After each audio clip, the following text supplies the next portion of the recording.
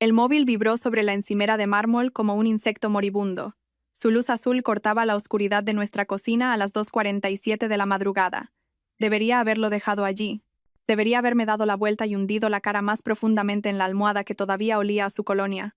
Pero algo en la hora no encajaba. Era urgente de una manera que me oprimió el pecho con un pavor inexplicable. 3 años amando a alguien te enseñan sus patrones. Javier nunca enviaba mensajes de voz tan tarde. En realidad, nunca me los enviaba a mí. Prefería que sus palabras estuvieran cuidadosamente tecleadas, editadas, perfeccionadas antes de pulsar enviar. El control era su idioma, y la espontaneidad, un dialecto que nunca aprendió a hablar. Mis pies descalzos susurraron sobre el frío parqué mientras me dirigía hacia el móvil. Mi camisón de seda captaba la luz de la luna que se colaba por los ventanales del suelo al techo. El ático que compartíamos ofrecía vistas al resplandeciente perfil de Madrid, una imagen que una vez me hizo sentir como si viviera en un cuento de hadas. Ahora, en la oscuridad previa al amanecer, esas luces parecían más bien ojos vigilantes. La notificación del mensaje brillaba. Nota de voz de Javier, 4 minutos y 23 segundos. Tiempo suficiente para contener toda una vida de secretos.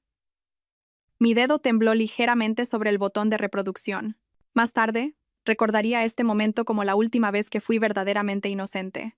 La última vez que creí que el hombre que dormía plácidamente en nuestra cama, en el piso de arriba, era el mismo que me había pedido matrimonio hacía 6 meses en una playa de Formentera, con lágrimas corriendo por su rostro mientras prometía amarme y protegerme para siempre. Pulsé reproducir. La voz de Javier llenó el silencio, baja e íntima, de esa forma que una vez me aceleraba el corazón. Pero no me hablaba a mí. Las palabras que salían del altavoz de mi móvil estaban destinadas a otra persona. Alguien que, al parecer, había estado esperando esta actualización, este informe, esta confesión. Mamá está funcionando a la perfección. No tiene ni idea de lo que está pasando realmente. La boda es en 2 meses, y para entonces todo estará transferido. El fondo fiduciario, las propiedades, todo. ¿De verdad cree que la quiero? El móvil se me resbaló de los dedos entumecidos, golpeando el mármol con un sonido parecido al de huesos rompiéndose. Pero la voz de Javier continuó, flotando desde el suelo como un gas venenoso. Tenías razón sobre jugar a largo plazo. 3 años fingiendo ser el novio perfecto y está completamente bajo mi control. Y lo mejor es que está muy agradecida por mi paciencia con su ansiedad y su depresión. Si supiera que soy yo quien la está causando. Su risa, ese sonido cálido y profundo del que me había enamorado, ahora se sentía como agua helada en mis venas. Caí de rodillas en el suelo de la cocina, con las manos apretadas contra la boca para ahogar el sollozo que amenazaba con escapar. Arriba, podía oír el leve sonido de Javier moviéndose en nuestra cama, probablemente buscándome en sueños, manteniendo la ilusión incluso en la inconsciencia. La nota de voz continuaba.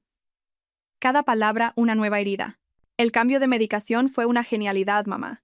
Sustituir sus antidepresivos por placebos la ha vuelto mucho más dependiente de mí. Y las técnicas de por gaslighting porque me enseñaste, ahora cuestiona su propia memoria.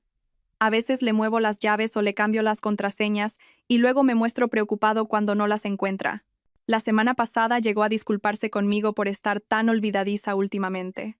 Mi cuerpo entero empezó a temblar mientras 3 años de recuerdos se barajaban como una baraja de cartas, revelando una imagen completamente diferente. Cada momento tierno, cada gesto de apoyo, cada vez que me había abrazado mientras yo lloraba por sentirme loca o rota, todo había sido calculado, orquestado, una actuación digna de un Goya. La herencia de su abuela es el verdadero premio, continuó la voz de Javier, ajena al hecho de que su audiencia prevista no era la única que escuchaba. 12 millones de euros, además de la finca en la Sierra de Madrid. Una vez que estemos casados, tendré acceso a todo. Entonces podremos preparar el accidente del que hablamos. Hacer que parezca que uno de sus episodios fue demasiado lejos. Todo el mundo ya piensa que es inestable. Me he asegurado de ello. La palabra accidente me golpeó como un puñetazo. Me doblé mi frente tocando el frío mármol mientras el alcance completo de su plan se cristalizaba en mi mente. No se trataba solo de dinero. Se trataba de mi vida. Tengo que admitir que hubo momentos en los que casi me sentí mal por ella. La voz de Javier adoptó un tono de falsa compasión. Es tan confiada, tan ansiosa por complacer, pero luego recuerdo por lo que estamos trabajando, y se vuelve más fácil. Además, cumplió su propósito. La boda será preciosa. El dinero de su abuela la pagará, lo cual es justicia poética, ¿no crees? Me obligué a incorporar-me a seguir escuchando, aunque cada instinto me gritaba que corriera. Necesitaba oírlo todo, cada detalle, cada confesión, porque en algún lugar bajo el shock y la devastación, algo más se estaba gestando. Algo frío, afilado e infinitamente más peligroso que la mujer con el corazón roto que había sido 60 segundos antes. Te llamaré mañana para ultimar los detalles del acuerdo prenupcial. No te preocupes, firmará lo que le ponga delante. Confía en mí por completo. Pobre Isabelita, no tiene ni idea de que su cuento de hadas está a punto de convertirse en su peor pesadilla. La nota de voz terminó con un suave pitido, dejándome sola en la oscuridad con el sonido de mi propia respiración entrecortada. Había dicho mi nombre como si fuera el remate de un chiste que solo él y su madre entendían. Permanecí en el suelo de la cocina durante lo que parecieron horas. Mi mente pasaba por la incredulidad, la devastación y, finalmente, se asentaba en algo mucho más útil: rabia. Pura rabia cristalina que quemó la niebla de manipulación y por gaslighting, porque había nublado mi juicio durante 3 años. Javier se creía muy listo. Pensó que había encontrado la víctima perfecta en la nieta afligida que había heredado más dinero del que sabía cómo manejar. Me había estudiado como un depredador estudia a su presa, aprendiendo mis debilidades, mis detonantes, mi desesperada necesidad de ser amada después de perder a la única familia que había conocido. Pero Javier había cometido un error crucial. Me había subestimado. Cuando finalmente me levanté, con las piernas firmes a pesar de todo lo que acababa de descubrir, vi mi reflejo en la ventana oscurecida. La mujer que me devolvía la mirada parecía diferente de alguna manera. Más vieja, más dura, más centrada. La chica rota y manipulada que Javier creía conocer había desaparecido. En su lugar había alguien a quien nunca había conocido. Alguien que no solo había heredado la fortuna de su abuela, sino también su inteligencia afilada como una navaja y su determinación implacable. Javier quería jugar. Bien, pero estaba a punto de aprender que algunos juegos tienen consecuencias que nunca vio venir. Cogí el móvil y guardé la nota de voz en 3 cuentas distintas en la nube. Luego subí a nuestro dormitorio, donde mi prometido dormía plácidamente, con un brazo extendido sobre mi lado de la cama como si me buscara. Me quedé en el umbral un largo momento, observándolo. Mañana empezaría a planificar la actuación más importante de mi vida. Sería la prometida perfecta y confiada, hasta el momento en que lo destruyera. Pero esa noche me permití una última mirada al hombre que había creído amar, memorizando su rostro a la luz de la luna. Porque después de mañana, Javier Mendoza no volvería a dormir en paz. El sol de la mañana entraba por las ventanas de nuestro dormitorio con esa calidez dorada propia de las películas románticas, no del dormitorio de una mujer que acababa de descubrir que toda su vida era una mentira cuidadosamente construida. Permanecí completamente quieta, escuchando la respiración constante de Javier a mi lado, mi cuerpo rígido por el esfuerzo de parecer normal. Buenos días. Preciosa su voz era áspera por el sueño mientras su brazo se apretaba alrededor de mi cintura. El mismo brazo que me había abrazado innumerables veces mientras lloraba por sentirme perdida y rota. La misma mano que ahora trazaba círculos perezosos en mi hombro desnudo, había estado destruyendo sistemáticamente mi salud mental durante 3 años. Forcé mis labios en lo que esperaba que fuera una sonrisa somnolienta y me giré para mirarlo. El pelo oscuro de Javier estaba alborotado, sus ojos verdes suaves con lo que siempre había creído que era afecto genuino. Incluso ahora, sabiendo lo que sabía, podía entender por qué me había enamorado de él. Era devastadoramente guapo de esa manera natural que hacía que otras mujeres se quedaran mirándolo cuando entrábamos juntos en un restaurante. Buenos días, susurré, con la voz quebrándose ligeramente. Los ojos de Javier se agudizaron con lo que parecía preocupación. Me di cuenta de que estaba catalogando mi reacción, probablemente preguntándose si parecía más frágil de lo habitual, más dependiente. ¿Estás bien, cariño?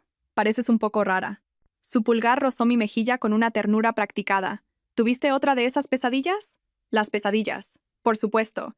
Otro síntoma que probablemente había estado cultivando. Otra señal de mi supuesta inestabilidad que podría señalar más tarde. Me pregunté cuántos de mis episodios habían sido provocados por sus sutiles manipulaciones. Un objeto movido aquí, una contraseña cambiada allá, un medicamento que no funcionaba porque en realidad no era un medicamento. Estoy bien, dije, dejando que un pequeño temblor se colara en mi voz. Solo cansada. Creo que me levanté a por agua sobre las 3 y no pude volver a dormirme. La expresión de Javier cambió a una de suave preocupación, pero capté algo más parpadeando detrás de sus ojos. Satisfacción. Le complacía que tuviera problemas para dormir. Le complacía que pareciera frágil e insegura. Últimamente has tenido muchas noches inquietas, dijo, su voz adoptando ese cuidadoso tono terapéutico que usaba cuando quería hacerme dudar de mí misma. Quizás deberíamos hablar con el doctor Serrano para ajustar tu medicación de nuevo. El doctor Serrano. La recomendación de Javier cuando empecé a tener problemas de ansiedad y depresión hacía 2 años. Confié completamente en el juicio de Javier, sin cuestionar por qué había insistido tanto en ese psiquiatra en particular, o por qué siempre insistía en venir a mis citas para apoyarme. Quizás asentí, acurrucándome más cerca de él y escondiendo mi cara en su pecho para que no pudiera ver mi expresión. Siempre sabes lo que es mejor para mí. Sentí, más que vi, su sonrisa. Solo quiero cuidarte, Isa. Lo sabes, ¿verdad? Todo lo que hago es porque te quiero. Las palabras que una vez me hicieron sentir querida ahora me ponían la piel de gallina, pero me obligué a relajarme contra él, a interpretar el papel de la prometida agradecida y dependiente que él esperaba. Lo sé, murmuré. No sé qué haría sin ti. Nunca tendrás que averiguarlo, dijo, depositando un beso en mi coronilla.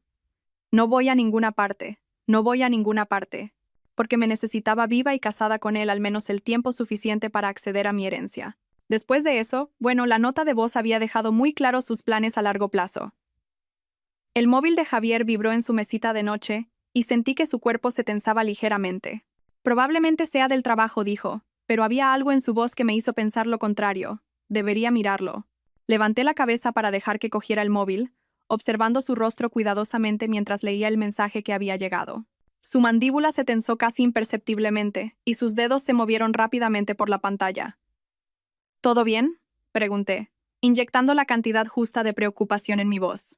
Sí, solo unos problemas con la cuenta de los Bryson, dijo con fluidez, dejando el móvil de nuevo en la mesita. Nada que no pueda manejar. La cuenta de los Bryson.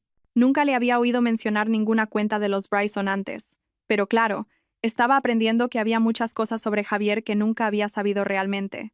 Trabajas tanto, dije, trazando patrones en su pecho con la yema de mi dedo. A veces me preocupo por ti. No te preocupes por mí, cariño. Sé cuidarme solo. Su mano atrapó la mía, deteniendo mis movimientos. Tú solo céntrate en mejorar, en nuestra boda. Dentro de 2 meses, serás la señora de Mendoza. Señora de Mendoza. El nombre que había estado practicando escribir en los márgenes de los cuadernos como una adolescente enamorada. El nombre que se suponía que representaba mí, y comieron perdices. Estoy deseando, dije. Y por primera vez desde que escuché esa nota de voz, estaba diciendo la verdad. No podía esperar al día de nuestra boda, porque para entonces Javier Mendoza iba a recibir exactamente lo que se merecía. El móvil de Javier volvió a vibrar, y esta vez no pudo ocultar su irritación. Lo siento, nena. De verdad que tengo que coger esta llamada. ¿Por qué no vas preparando el desayuno? Bajo en unos minutos. Claro, dije, saliendo de la cama y cogiendo mi bata. Tómate tu tiempo. Bajé a la cocina, con la mente a toda velocidad mientras hacía los movimientos de preparar café y empezar el desayuno. La voz de Javier llegaba desde arriba. Hablaba en tonos bajos y urgentes, pero no pude entender las palabras, probablemente hablando con su madre, discutiendo sus planes para mi destrucción. Mientras rompía huevos en un bol, me encontré pensando en la madre de Javier, Carmen Mendoza. Solo la había visto un puñado de veces en los últimos 3 años, y cada encuentro me había dejado sintiéndome de alguna manera disminuida. Era una mujer alta y elegante, de pelo plateado y fríos ojos azules que parecían atravesarme. Había sido lo suficientemente educada, pero siempre había habido algo calculador en la forma en que me miraba, como si estuviera tasando mi valor. Ahora, entendía por qué. No me estaba evaluando como una posible nuera. Me estaba evaluando como un objetivo. Huele de maravilla aquí abajo. La voz de Javier me hizo saltar, y me di cuenta de que había estado parada, congelada, frente a la vitrocerámica, con los huevos quemándose en la sartén. Oh, no, dije rápidamente, apagando el fuego. Lo siento, estaba... no pasa nada, dijo Javier colocándose detrás de mí y rodeando mi cintura con sus brazos. Has estado tan despistada últimamente. Quizás deberías tomarte una de esas pastillas que te recetó el doctor Serrano para la ansiedad. ¿Las pastillas? Las pastillas falsas que probablemente no eran más que comprimidos de azúcar diseñados para hacerme pensar que estaba recibiendo ayuda, cuando en realidad se aseguraban de que empeorara. Tienes razón, dije, apoyándome en él. Me tomaré una después de desayunar. Buena chica, murmuró, y el tono condescendiente que una vez encontré entrañable ahora me hizo apretar los dientes. Odio verte sufrir así. Me giré en sus brazos, mirándolo a su hermoso rostro con lo que esperaba que fuera adoración. ¿Qué he hecho yo para merecerte? Existir, dijo, ahuecando mi cara entre sus manos. Tú, hermosa, perfecta y confiada Isabel. Existir y elegir quererme. Las palabras eran poesía. También eran una confesión, aunque Javier no se diera cuenta. Yo había sido confiada. Perfecta, completa, devastadoramente confiada. Pero esa mujer ya no existía, reemplazada por alguien mucho más peligroso. Te quiero tanto, susurré, poniéndome de puntillas para besarlo. A veces siento que te quiero más que a mí misma. Así es como debe ser, dijo Javier contra mis labios. Cuando realmente quieres a alguien, se vuelve más importante que cualquier otra cosa, más importante que tu propio juicio, tus propios instintos. Confías en esa persona completamente. Otra confesión envuelta en palabras románticas. Javier me estaba diciendo exactamente cómo me había manipulado, probablemente obteniendo alguna satisfacción enfermiza de mi evidente devoción. Confío en ti completamente, dije. Con mi vida. Y nunca traicionaré esa confianza, dijo Javier solemnemente. Te lo prometo, Isabel. Nunca, nunca te haré daño. La mentira salió de su lengua con tal fluidez que casi creí que él mismo se la creía. Quizás en su mente retorcida, matarme por mi dinero no era hacerme daño. Era solo un negocio. Sé que no lo harás, dije, sonriéndole con todo el amor y la confianza que una podía reunir. Eres lo mejor que me ha pasado nunca. La sonrisa de Javier era radiante, y por un momento, vislumbré cómo podría haber sido si hubiera sido una persona diferente. Si hubiera sido capaz de un amor genuino en lugar de una hábil imitación, ve a prepararte para ir a trabajar, dije, empujándolo suavemente hacia las escaleras. Yo limpiaré aquí y luego quizás haga algo de planificación de la boda. Quiero que todo sea perfecto. Lo será, dijo Javier, sus ojos brillando con una emoción que ahora reconocía como codicia en lugar de amor. Nuestra boda va a ser absolutamente perfecta. Mientras sus pasos desaparecían escaleras arriba, permití que mi máscara se deslizara por un momento. Mi reflejo en la ventana de la cocina mostraba a una mujer con ojos fríos y decididos, una mujer que Javier nunca había conocido y que nunca vería venir. Saqué mi móvil y abrí una nueva nota, titulándola Planes de boda. Pero la lista que empecé a escribir no tenía nada que ver con flores, lugares o catering. En cambio, comencé a documentar todo lo que podía recordar sobre el comportamiento de Javier en los últimos 3 años. Cada vez que me había sentido confundida o olvidadiza, cada vez que él había sido sospechosamente servicial o solidario, cada vez que me había guiado hacia una decisión que finalmente lo había beneficiado a él, el patrón era tan claro ahora que me preguntaba cómo lo había pasado por alto. Pero esa era la naturaleza insidiosa del por gaslighting.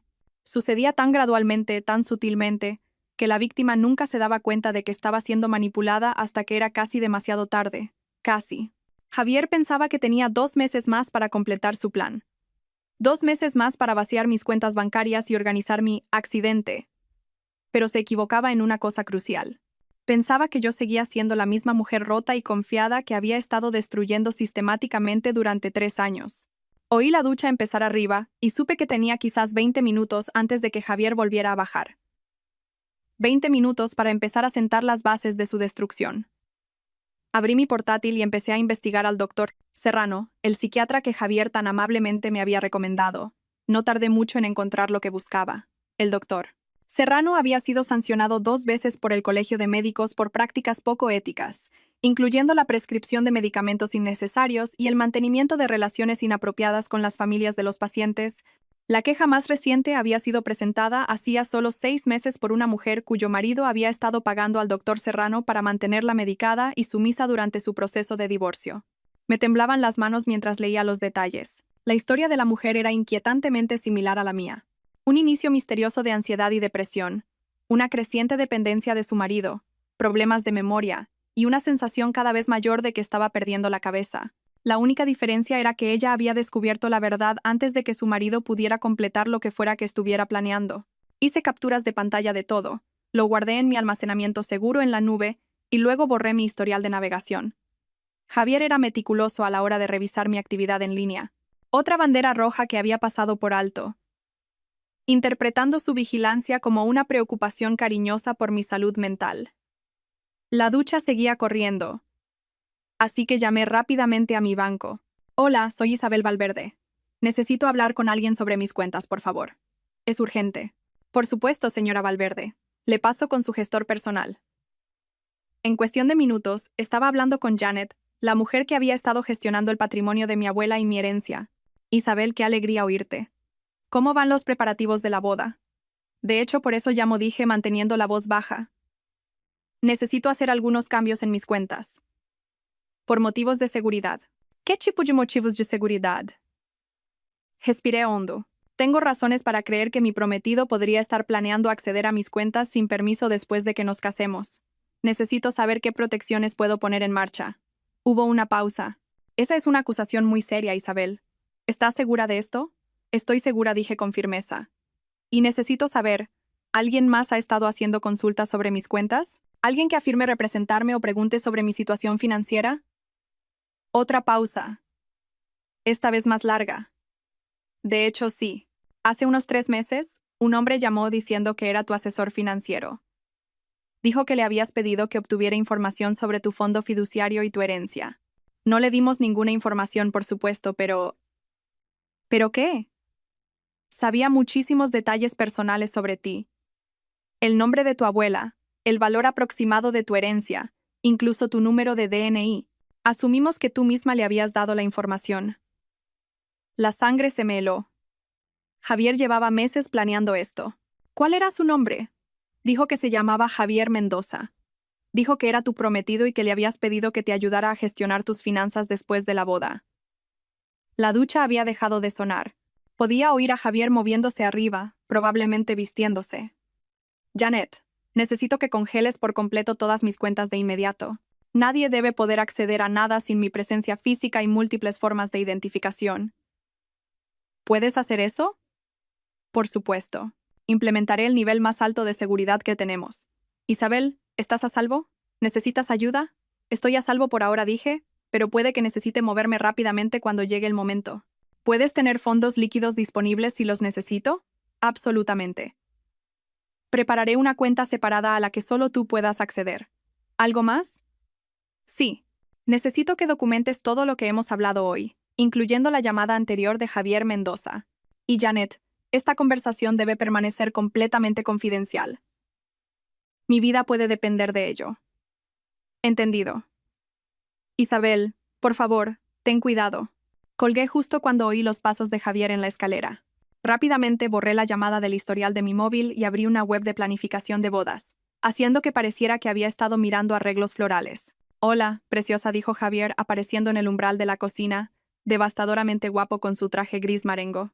¿Qué estás mirando? Flores para la ceremonia, dije, girando la pantalla del portátil hacia él. ¿Qué te parecen estas rosas? Javier echó un vistazo a la pantalla con el tipo de interés educado que los hombres suelen mostrar al discutir detalles de la boda. Son preciosas. Lo que te haga feliz, cariño. Quiero que todo sea perfecto, dije, cerrando el portátil. Este va a ser el día más importante de nuestras vidas. Definitivamente lo será, dijo Javier, y volví a ver ese brillo en sus ojos. Cambiará nuestras vidas, podrías decir. Me besó de despedida, el mismo beso tierno que me había dado cada mañana durante 3 años. Pero ahora podía sentir el cálculo detrás de él, la actuación de afecto diseñada para mantenerme sumisa y confiada. Nos vemos esta noche, dijo. Intenta tener un buen día. ¿Vale? Quizás llama al doctor Serrano si sigues sintiéndote ansiosa. Lo haré, prometí. Te quiero. Yo también te quiero, dijo. Y la mentira fue tan suave, tan practicada, que casi admiré su habilidad. Después de que Javier se fuera, me senté en nuestra cocina durante un largo rato, mirando el perfil de la ciudad y pensando en la mujer que había sido hacía solo 12 horas. Esa mujer había estado planeando una boda, eligiendo flores, soñando con su futuro con el hombre que amaba. Había sido ingenua y confiada, y completamente desprevenida para la realidad de quién era realmente Javier Mendoza. Pero esa mujer ya no existía, y en su lugar había alguien mucho más peligroso. Alguien que entendía que la única manera de sobrevivir a un depredador era convirtiéndose en un depredador mejor. Abrí mi portátil de nuevo y empecé a investigar a Carmen Mendoza, la madre de Javier y aparente cómplice. Lo que encontré fue fascinante. Carmen se había casado 4 veces, y 3 de sus maridos habían muerto en circunstancias sospechosas. Cada muerte la había dejado significativamente más rica, y cada investigación había concluido que las muertes fueron accidentales o por causas naturales. El patrón era claro, y explicaba dónde había aprendido Javier sus habilidades. Carmen Mendoza era una viuda negra, y había entrenado a su hijo para que siguiera sus pasos. Pero habían cometido un error crucial. Habían elegido a la víctima equivocada. Mi abuela no solo me había dejado dinero, me había dejado su inteligencia, su fuerza y su absoluta crueldad a la hora de proteger lo que era suyo. Leonor Valverde había construido un imperio empresarial de la nada, aplastando a cualquiera que intentara aprovecharse de ella por el camino. Me enseñó que a veces la única forma de lidiar con los depredadores Era mostrarles cómo era un verdadero depredador. Pasé el resto de la mañana haciendo llamadas y poniendo en marcha los planes. Para cuando Javier llegó a casa esa noche, tenía todo lo que necesitaba para comenzar su destrucción. «¿Qué tal tu día, cariño?», preguntó, rodeándome con sus brazos por detrás mientras yo estaba en la cocina preparando la cena. «Bien», dije, apoyándome en él. Comí con mi amiga Sofía e hice más planificación de la boda. Y llamé al doctor Serrano como sugeriste. Sentí que el cuerpo de Javier se tensaba ligeramente. ¿Qué dijo? Quiere verme mañana. Cree que quizás necesitemos ajustar mi medicación de nuevo. Me giré en los brazos de Javier, mirándolo con ojos grandes y confiados. Dijo que el estrés de la planificación de la boda podría estar empeorando mi ansiedad. Eso tiene sentido, dijo Javier. Su alivio era obvio. El doctor Serrano sabe lo que es mejor para ti. Deberías escucharlo. Siempre lo hago, dije. Igual que siempre te escucho a ti. Sois las dos únicas personas en las que confío completamente. La sonrisa de Javier era cálida y amorosa, y completamente falsa. Eso es porque somos las únicas personas que realmente se preocupan por tu bienestar, Isa. Todos los demás podrían decepcionarte, pero nosotros nunca lo haremos. Lo sé, susurré, poniéndome de puntillas para besarlo. Soy tan afortunada de teneros a los dos cuidando de mí. Mientras cenábamos, Javier me contó cosas de su día en el trabajo, tejiendo elaboradas historias sobre clientes y reuniones que ahora sospechaba que eran completamente ficticias. Escuché con absorta atención, haciendo preguntas y expresando preocupación por sus niveles de estrés, interpretando el papel de la prometida devota a la perfección. ¿Sabes qué?, dijo Javier de repente, extendiendo la mano sobre la mesa para coger la mía. Adelantemos la boda. Parpadeé sorprendida. ¿Adelantarla? Pero ya hemos enviado las invitaciones. Lo sé, pero he estado pensando. ¿Por qué esperar? Nos queremos. Estamos listos para empezar nuestras vidas juntos. ¿Por qué no casarnos el mes que viene en lugar de esperar a diciembre? ¿El mes que viene? Javier se estaba impacientando, probablemente preocupado de que pudiera empezar a cuestionar las cosas y esperaba demasiado. O quizás su madre lo estaba presionando para que se moviera más rápido. Pero el lugar, empecé. Yo me encargo de todo, dijo Javier con firmeza. El dinero no es un problema cuando se trata de nuestra felicidad, ¿verdad? Podemos permitirnos pagar los recargos por urgencia, cambiar el catering, lo que sea necesario. Mi dinero, quería decir. Podíamos permitírnoslo porque yo lo estaba pagando todo, al igual que había estado pagando toda nuestra relación sin darme cuenta. Si crees que es lo mejor, dije lentamente, como si lo estuviera considerando. Solo quiero ser tu esposa. Y yo quiero que seas mi esposa, dijo Javier, llevando mi mano a sus labios. Señora de Mendoza. Suena tan bien, ¿no crees? Sí, asentí. Aunque tengo que admitir que me pone un poco nerviosa cambiarme el apellido. Valverde es todo lo que me queda de mi abuela. La expresión de Javier parpadeó por un instante. ¿Molestia, quizás? ¿O cálculo? Podrías usar un apellido compuesto, dijo cuidadosamente. Isabel Valverde de Mendoza. Así mantienes ambos. ¿Te parecería bien?, pregunté. Sé que algunos hombres prefieren que sus esposas tomen su apellido por completo. Solo quiero que seas feliz, dijo Javier. Pero pude ver las ruedas girando en su cabeza. Probablemente se preguntaba si mantener el apellido Valverde complicaría sus planes de alguna manera. Eres tan comprensivo, dije, apretando su mano. No sé qué hice para merecerte. Ser tú misma, dijo Javier. Dulce, confiada, generosa Isabel. Tienes un corazón tan bueno. Un corazón tan bueno. Un blanco tan fácil, quería decir. Esa noche, mientras Javier dormía a mi lado, permanecí despierta mirando al techo y ultimando mis planes. Mañana visitaría al doctor Serrano y confirmaría lo que ya sospechaba sobre mi medicación. Luego comenzaría el cuidadoso proceso de volver las propias armas de Javier en su contra. Quería jugar a juegos mentales. Bien, pero estaba a punto de aprender que algunos juegos tienen consecuencias que nunca vio venir. Pensé en mi abuela, en las historias que solía contarme sobre los despiadados negocios que había cerrado, los competidores que había destruido, la gente que la había subestimado por ser mujer. Leonor Valverde nunca dejó que nadie se aprovechara de ella, y me había criado para ser igual de fuerte. Javier pensaba que se iba a casar con una mujer débil y rota que sería fácil de controlar y finalmente eliminar. En cambio, estaba a punto de casarse con su propia destrucción. La ironía era casi poética. La consulta del doctor Serrano era exactamente lo que esperaba. Muebles de cuero y diplomas en las paredes, diseñados para proyectar autoridad y confianza. Llevaba 2 años viniendo aquí, sentada en la misma silla, confiando a este hombre mi salud mental mientras él la destruía sistemáticamente. Isabel, entra, dijo el doctor Serrano, su voz cálida y profesional. Era un hombre pequeño, con el pelo ralo y ojos amables detrás de unas gafas de montura metálica. La imagen perfecta de un psiquiatra atento. Javier me comentó que has tenido algunas dificultades últimamente. Javier comentó. Por supuesto que lo había hecho. Me pregunté con qué frecuencia hablaban, cuán detalladas eran sus conversaciones sobre mi supuesto deterioro del estado mental. He estado pasándolo mal, dije, acomodándome en la silla familiar frente a su escritorio. El estrés de la boda, creo. Y he vuelto a tener problemas para dormir. El doctor Serrano asintió con simpatía, tomando notas en mi expediente. No es raro en las novias. Los grandes cambios en la vida pueden desencadenar ansiedad, incluso los positivos. ¿Cómo te sientes con la medicación que discutimos la última vez? ¿La medicación? ¿Las pastillas falsas que Javier estaba tan ansioso por que tomara? No estoy segura de que estén ayudando, dije con cuidado. Si acaso siento que mi ansiedad ha empeorado desde que empecé a tomarlas. El doctor Serrano frunció el ceño hojeando mi expediente. A veces se necesita tiempo para encontrar la dosis correcta. Quizás necesitemos aumentar la potencia. De hecho, dije metiendo la mano en mi bolso, he traído las pastillas conmigo. Esperaba que pudieras echarles un vistazo. Parecen diferentes de las que suelo recoger en la farmacia. Saqué el bote que Javier me había dado esa misma mañana, insistiendo en que me tomara una antes de mi cita.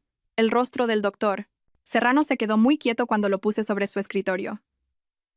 ¿Diferentes cómo?, preguntó, su voz cuidadosamente neutral. El color es distinto, y no tienen las marcas habituales. Me incliné hacia adelante, observando su rostro con atención. Probablemente esté siendo paranoica, pero con todo lo que ha estado pasando con mi memoria últimamente, solo quiero asegurarme de que estoy tomando la medicación correcta. El doctor Serrano cogió el bote y vi que sus manos temblaban ligeramente. ¿De dónde has sacado estas? Javier me las recogió ayer. Dijo que en la farmacia se habían quedado sin mi marca habitual, así que le dieron una versión genérica. Ladeé la cabeza, proyectando una confusión inocente. ¿Pasa algo? Estas no son. Empezó el doctor Serrano, y luego se detuvo. Déjame llamar a la farmacia y comprobarlo. Pudo haber una confusión. ¿Una confusión? Dejé que mi voz se elevara ligeramente, inyectando la cantidad justa de pánico. ¿Qué tipo de confusión? ¿He estado tomando la medicación equivocada? Estoy seguro de que no es nada grave, dijo el doctor Serrano rápidamente, pero el sudor le perlaba la frente. ¿Por qué no esperas aquí mientras hago unas llamadas? Salió de la consulta llevándose el bote de pastillas. Tan pronto como la puerta se cerró, me levanté de mi silla y me dirigí a su escritorio. Tenía quizás 5 minutos antes de que volviera, y necesitaba ver mi expediente. La carpeta de Manila con mi nombre estaba justo encima de su escritorio, como si la hubiera estado revisando antes de que yo llegara. La abrí y empecé a fotografiar las páginas con mi móvil, con el corazón acelerado mientras documentaba 2 años de mentiras. Las notas eran condenatorias. El doctor Serrano había estado siguiendo mi deterioro mental en detalle, anotando mi creciente dependencia de Javier, mis problemas de memoria, mi creciente aislamiento de amigos y familiares. Pero la parte más escalofriante era el plan de tratamiento que había esbozado. Un programa sistemático de manipulación psicológica diseñado para hacerme completamente dependiente de Javier mientras destruía mi credibilidad con cualquiera que pudiera intentar ayudarme. Había notas sobre la medicación falsa, sobre técnicas para inducir paranoia y confusión, incluso sugerencias sobre cómo Javier podría aislarme de mi red de apoyo. Era un plan de tortura psicológica escrito en lenguaje clínico, que lo hacía sonar como un tratamiento legítimo. Oí pasos en el pasillo y rápidamente cerré la carpeta, volviendo a mi silla justo cuando el doctor Serrano regresaba a la consulta. Tenía el rostro pálido y aferraba el bote de pastillas como si fuera a explotar. Bueno, pregunté, dejando que la ansiedad se colara en mi voz. ¿Qué han dicho? Efectivamente, hubo una confusión, dijo el doctor Serrano con cuidado. Estas pastillas no son tu medicación. Son en realidad solo suplementos vitamínicos. ¿Suplementos vitamínicos? Lo miré en shock. ¿Quieres decir que he estado tomando vitaminas en lugar de mis antidepresivos durante el último mes? Eso parece. Lo siento mucho, Isabel. Este es un error grave por parte de la farmacia. Pero eso lo explica todo, dije, con la voz quebrada. ¿Por qué me he sentido mucho peor? ¿Por qué mi ansiedad ha estado por las nubes? No he estado recibiendo ningún tratamiento en absoluto. Sé que esto es molesto, dijo el doctor Serrano, pero podemos arreglarlo. Te escribiré una nueva receta ahora mismo, y te pondremos de nuevo en la medicación adecuada inmediatamente. ¿Cómo ha podido pasar esto?, pregunté, mientras las lágrimas comenzaban a fluir. Javier les dijo específicamente que eran para mis antidepresivos. ¿Cómo pudieron darle las pastillas equivocadas? A veces estas cosas pasan, dijo el doctor Serrano, pero no me miraba a los ojos. Lo importante es que hemos detectado el error. Necesito llamar a Javier, dije, cogiendo mi móvil. Se va a disgustar mucho. Ha estado tan preocupado por mí, y ahora sabemos por qué he estado empeorando en lugar de mejorar. En realidad, dijo el doctor Serrano rápidamente, quizás deberíamos esperar para decírselo a Javier. Me gustaría que te estabilizaras primero con la medicación correcta. No hay necesidad de preocuparlo innecesariamente, pero tiene derecho a saberlo, protesté. Se ha estado culpando a sí mismo por no poder ayudarme a sentirme mejor. Esto será un gran alivio para él. Claro. Claro, dijo el doctor Serrano, claramente nervioso, tienes razón. Pero quizás deberíamos discutir cómo manejar esta situación con cuidado. Javier ha estado bajo mucho estrés preocupándose por ti. Observé al doctor Serrano retorcerse, disfrutando cada momento de su incomodidad. Estaba atrapado entre su lealtad a Javier y su necesidad de mantener su fachada profesional. La falsa preocupación en su voz era casi tan nauseabunda como el amor fingido de Javier. Tienes razón, dije finalmente. Javier ha estado muy estresado. Quizás debería esperar a sentirme mejor antes de contarle el error de la farmacia. No quiero que se sienta culpable por algo que no fue culpa suya. El alivio inundó el rostro del doctor Serrano. Eso es muy considerado por tu parte, Isabel. Muy maduro. Es que lo quiero tanto, dije, secándome los ojos con un pañuelo. Me ha estado cuidando tan bien durante todo esto. No sé qué habría hecho sin él. Javier, en efecto, te es muy devoto, dijo el doctor Serrano, y capté algo calculador en su expresión. Me llama regularmente para informarse de tu progreso. Es raro ver tal dedicación por parte de una pareja. ¿Te llama?, pregunté fingiendo sorpresa. Nunca lo mencionó. No quiere preocuparte, dijo el doctor Serrano con fluidez. Está muy preocupado por tu bienestar. De hecho, me ha pedido que le mantenga informado de cualquier cambio en tu estado. Qué tierno por su parte, dije, mientras internamente catalogaba esta admisión de su conspiración. Realmente piensa en todo. El doctor Serrano me escribió una nueva receta, con las manos aún temblorosas. Quiero que empieces a tomar esta noche. Isabel, si experimentas algún efecto secundario inusual o si tus síntomas empeoran, quiero que me llames inmediatamente, día o noche. Por supuesto, dije, cogiendo la receta. ¿Debería tirar las pastillas de vitaminas? Sí, definitivamente. Y no mencionemos esta confusión a nadie más, ¿de acuerdo? Este tipo de errores de farmacia pueden causar un pánico innecesario si se corre la voz. Entiendo, dije. Nuestro secreto. Al salir de la consulta del doctor Serrano, sentí una oleada de oscura satisfacción. El buen doctor estaba claramente en pánico, probablemente ya planeando llamar a Javier en cuanto yo saliera del edificio. Se esforzarían por averiguar cómo sus planes cuidadosamente trazados habían sido expuestos, sin sospechar nunca que yo estaba 3 pasos por delante de ellos. Conduje directamente a un laboratorio privado al otro lado de la ciudad, uno especializado en análisis farmacéuticos. En 1 hora, tuve la confirmación de lo que ya sabía. Las pastillas que Javier me había estado dando no eran más que comprimidos de lactosa, completamente inertes y diseñados para no hacer absolutamente nada por mis supuestos problemas de salud mental. Pero la nueva receta del doctor Serrano era aún más interesante. Las pastillas que acababa de recetarme eran en realidad un potente sedante, algo que me habría dejado somnolienta, confundida y altamente sugestionable. Si las hubiera tomado, habría estado completamente a merced de Javier en cuestión de días. Pagué por un procesamiento urgente de los resultados del laboratorio y pedí varias copias del análisis. Luego conduje hasta el despacho de mi abogada. Marta Soler había sido la abogada de mi abuela durante 30 años y se había encargado de la transferencia del patrimonio cuando Leonor murió.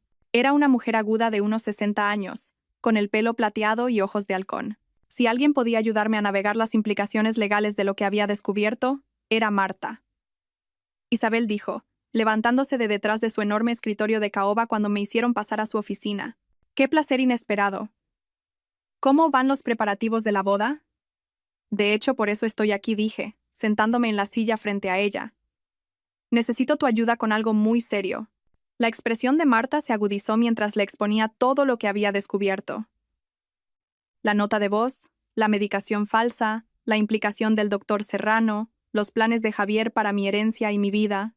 Le mostré los resultados del laboratorio, las fotos de mi expediente médico, la documentación de mi banco, sobre las consultas de Javier a mis cuentas. Cuando terminé, Marta permaneció en silencio un largo momento, con los dedos entrelazados frente a su rostro. Esto es intento de asesinato, dijo finalmente. Conspiración para cometer fraude, negligencia médica. Posiblemente crimen organizado si esto forma parte de un patrón más amplio. Isabel, tienes que ir a la policía inmediatamente. No dije con firmeza. Todavía no. ¿Qué quieres decir con que todavía no? Este hombre está planeando matarte. Está planeando matar a la mujer débil y rota que cree que soy corregí. Pero esa mujer ya no existe. Y quiero que pague por algo más que sus planes. Quiero que pague por lo que ya me ha hecho. Marta se reclinó en su silla, estudiándome con un nuevo interés. ¿Qué propones exactamente? Quiero destruirlo por completo. Su reputación, sus finanzas, su libertad, su futuro. Quiero que lo pierda todo, igual que él planeaba quitármelo todo a mí. La venganza es un juego peligroso, Isabel. También lo es el intento de asesinato, repliqué. Javier cree que está jugando al ajedrez con una niña. No tiene ni idea de que en realidad está jugando con alguien que aprendió estrategia de Leonor Valverde. Una lenta sonrisa se extendió por el rostro de Marta. Tu abuela estaría orgullosa. Ella tampoco dejó nunca que nadie se aprovechara de ella. Entonces, ¿me ayudarás? Te ayudaré, dijo Marta. Pero lo haremos con cuidado, metódicamente y legalmente. Cuando terminemos, Javier Mendoza no solo estará en la cárcel. Estará completamente destruido, y todo será por su propia culpa. Pasamos las siguientes 2 horas planeando mi contraataque. Marta reuniría pruebas discretamente y prepararía los documentos legales mientras yo continuaba interpretando el papel de la prometida desprevenida. Dejaríamos que Javier cavara su propia tumba más profundamente antes de enterrarlo en ella. Una cosa más, dijo Marta mientras me preparaba para irme. Mencionaste que la madre de Javier tiene un historial de muertes sospechosas de sus maridos. Creo que deberíamos investigar eso también. Si podemos establecer un patrón de comportamiento, fortalecerá nuestro caso considerablemente. Ya estoy en ello, dije, sacando mi móvil para mostrarle la investigación que había recopilado. Carmen Mendoza es una viuda negra, y entrenó bien a su hijo, pero esta vez eligieron a la víctima equivocada. Ciertamente lo hicieron, dijo Marta. Ten cuidado, Isabel. Hasta que estemos listos para actuar, sigues en peligro. Javier no sabe que has descubierto sus planes, pero si sospecha... No sospechará, dije con confianza. Voy a ser la prometida perfecta y confiada hasta el momento en que lo destruya. Mientras conducía a casa, sentí una extraña sensación de calma. Por primera vez en 3 años, sabía exactamente quién era y de qué era capaz. Javier había intentado romperme, hacerme débil, dependiente y fácil de controlar. En cambio, había despertado algo en mí para lo que él no estaba preparado en absoluto. Mi móvil vibró con un mensaje de Javier. ¿Qué tal tu cita, cariño? El doctor Serrano dijo que parecías disgustada cuando te fuiste. Por supuesto, el doctor Serrano ya lo había llamado. Probablemente estaban en modo de pánico total, tratando de averiguar cómo manejar la confusión de la farmacia sin exponer su conspiración. Respondí. Mucho mejor ahora. El doctor Serrano descubrió qué pasaba con mi medicación. Debería empezar a sentirme mejor pronto. La respuesta de Javier fue inmediata. ¡Qué maravillosa noticia! Estoy deseando que me lo cuentes todo. He reservado para cenar en el Mirador Real esta noche para celebrarlo. El Mirador Real, el restaurante más caro de la ciudad y la elección predilecta de Javier cada vez que quería hacer un gran gesto. Probablemente planeaba proponer adelantar aún más la boda, o quizás quería discutir nuestros planes de luna de miel. De cualquier manera, se sentía claramente confiado en su capacidad para manipular la situación. Perfecto, respondí. Te quiero mucho. Yo también te quiero, preciosa. Nos vemos esta noche. Mientras entraba en el garaje de nuestro edificio, vi mi reflejo en el espejo retrovisor.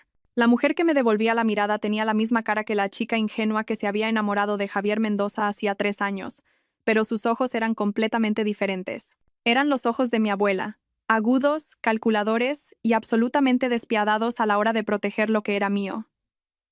Javier quería jugar con mi vida. Bien, pero estaba a punto de aprender que algunos juegos tienen consecuencias que nunca vio venir. Esta noche sería la prometida perfecta. Sonreiría, reiría, y me colgaría de cada una de sus palabras, como había hecho durante 3 años. Pero debajo de la actuación, estaría observando, planeando, preparándome para el momento en que le mostraría a Javier Mendoza exactamente lo que le sucede a los depredadores que subestiman a su presa. La caza estaba a punto de comenzar, y esta vez yo era la que ponía la trampa. El mirador real bullía con la elegancia silenciosa del dinero antiguo y las conversaciones susurradas. Candelabros de cristal arrojaban una luz cálida sobre mesas cubiertas con manteles de lino blanco impoluto, mientras una suave música de piano proporcionaba el telón de fondo perfecto para cenas íntimas y conversaciones que cambiaban vidas. Era exactamente el tipo de lugar donde a Javier le gustaba que lo vieran. Sofisticado, caro y lleno de gente que podría ser testigo de su actuación como el prometido devoto. Había elegido mi atuendo con cuidado. Un vestido azul medianoche que se ceñía a mis curvas sin ser demasiado revelador, combinado con los pendientes de diamantes que Javier me había regalado por mi cumpleaños. Parecía la novia perfecta de la alta sociedad, pulcra, elegante y completamente bajo su control. Javier ya estaba sentado cuando llegué, devastadoramente guapo con su traje de color carbón. Se levantó cuando el pormaitre me condujo a nuestra mesa, con una sonrisa cálida y amorosa mientras me apartaba la silla. «Estás absolutamente deslumbrante», dijo, dándome un beso en la mejilla mientras me sentaba. «Ese vestido te queda perfecto».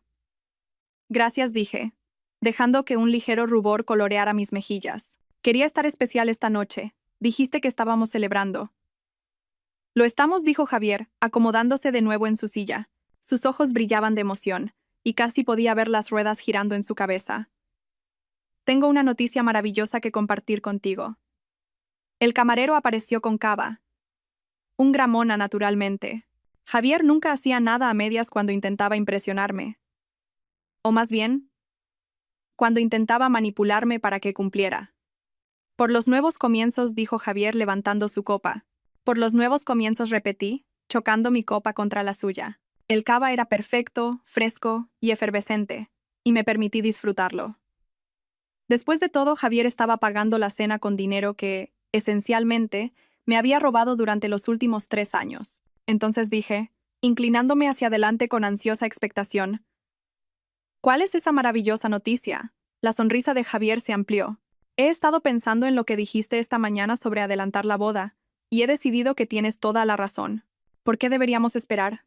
«¿De verdad?» Dejé que mi voz se elevara con emoción. «¿Lo dices en serio?» «Lo digo en serio», dijo Javier, extendiendo la mano sobre la mesa para coger la mía. «De hecho, ya he hecho algunas llamadas.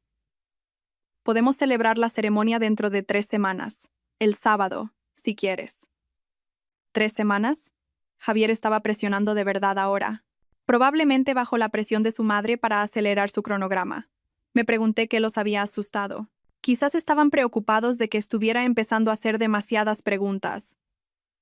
O quizás tenían deudas que debían pagarse antes de lo esperado. 3 semanas, dije, con la voz entrecortada por una aparente alegría. «Pero es tan pronto. ¿Realmente podemos organizarlo todo tan rápido?» «El dinero manda», cariño, dijo Javier apretando mi mano. «Ya he hablado con el lugar, el catering, el florista. Todos están dispuestos a acomodarnos por el precio adecuado». «¿Mi dinero?»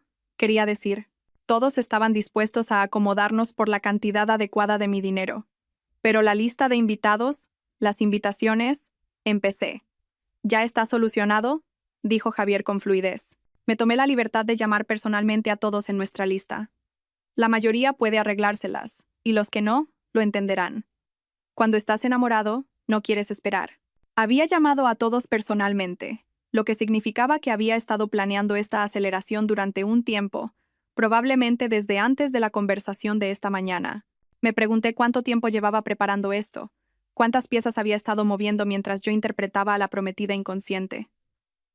«Piensas en todo», dije, llevando su mano a mis labios. «Soy tan afortunada de tenerte». «Yo soy el afortunado», dijo Javier, su voz densa con una emoción que ahora sabía que era completamente fabricada. «Vas a ser la novia más hermosa, Isabel. No puedo esperar a llamarte mi esposa». El camarero apareció para tomar nuestro pedido, y Javier eligió por los dos sin preguntarme qué quería. Otra táctica de control que había pasado por alto durante 3 años, interpretando su decisión como romántica en lugar de dominante. «Hay una cosa más», dijo Javier después de que el camarero se fuera. «Sobre el acuerdo prenupcial». Mi ritmo cardíaco se disparó, pero mantuve mi expresión neutral. «¿Acuerdo prenupcial?»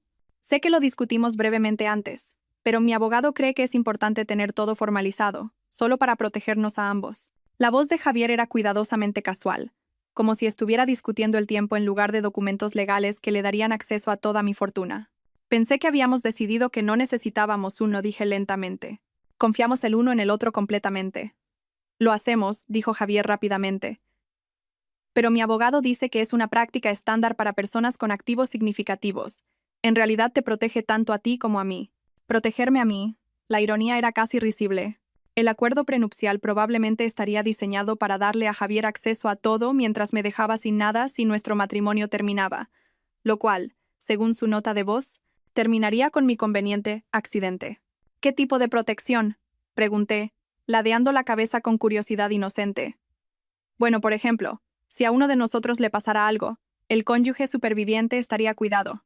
Y aclara cómo manejamos nuestras finanzas durante el matrimonio. La voz de Javier era suave y tranquilizadora, como un encantador de serpientes adormeciendo a su víctima. Si a uno de nosotros le pasara algo, repetí, ¿cómo qué? Oh, ya sabes, una enfermedad, un accidente, ese tipo de cosas. A nadie le gusta pensar en ello. Pero es importante estar preparado.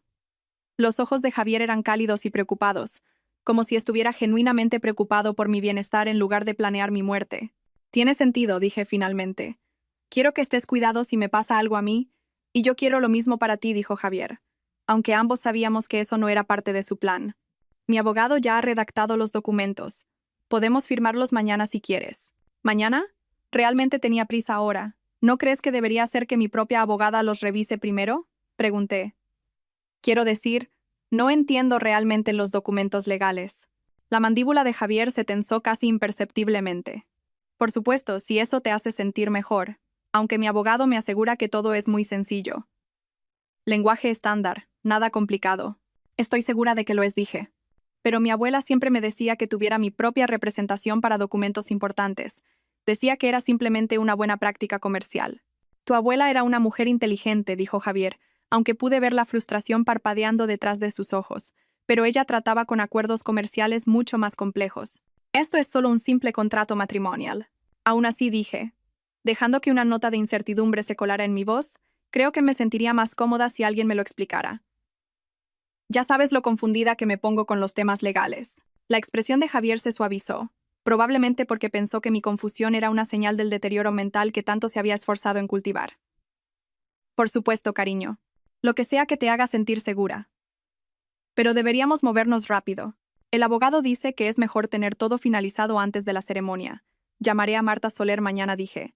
Ella se encargó del patrimonio de mi abuela, así que conoce mi situación financiera. El tenedor de Javier se detuvo a medio camino de su boca. ¿Marta Soler? Sí. ¿La conoces? He oído hablar de ella, dijo Javier con cuidado. Tiene bastante reputación. Muy minuciosa. Minuciosa. Esa era una forma de describir a una abogada que había pasado 30 años protegiendo a mi abuela de gente exactamente como Javier. Eso es lo que quiero, dije. Alguien minucioso. Alguien que se asegure de que entiendo exactamente lo que estoy firmando. Por supuesto, dijo Javier, pero pude ver las ruedas girando en su cabeza. Probablemente ya estaba planeando cómo manejar a Marta, cómo convencerla de que su acuerdo prenupcial era legítimo y en mi mejor interés. Nuestra cena llegó, y Javier cambió suavemente el tema a los planes de luna de miel. Aparentemente, ya nos había reservado una villa en la Toscana. Otra decisión tomada sin consultarme.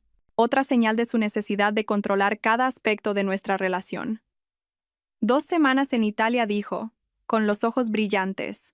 Solo nosotros dos, sin distracciones, sin estrés. La manera perfecta de empezar nuestra vida de casados. 2 semanas en un país extranjero, aislada de cualquiera que pudiera ayudarme si empezaba a hacer preguntas incómodas.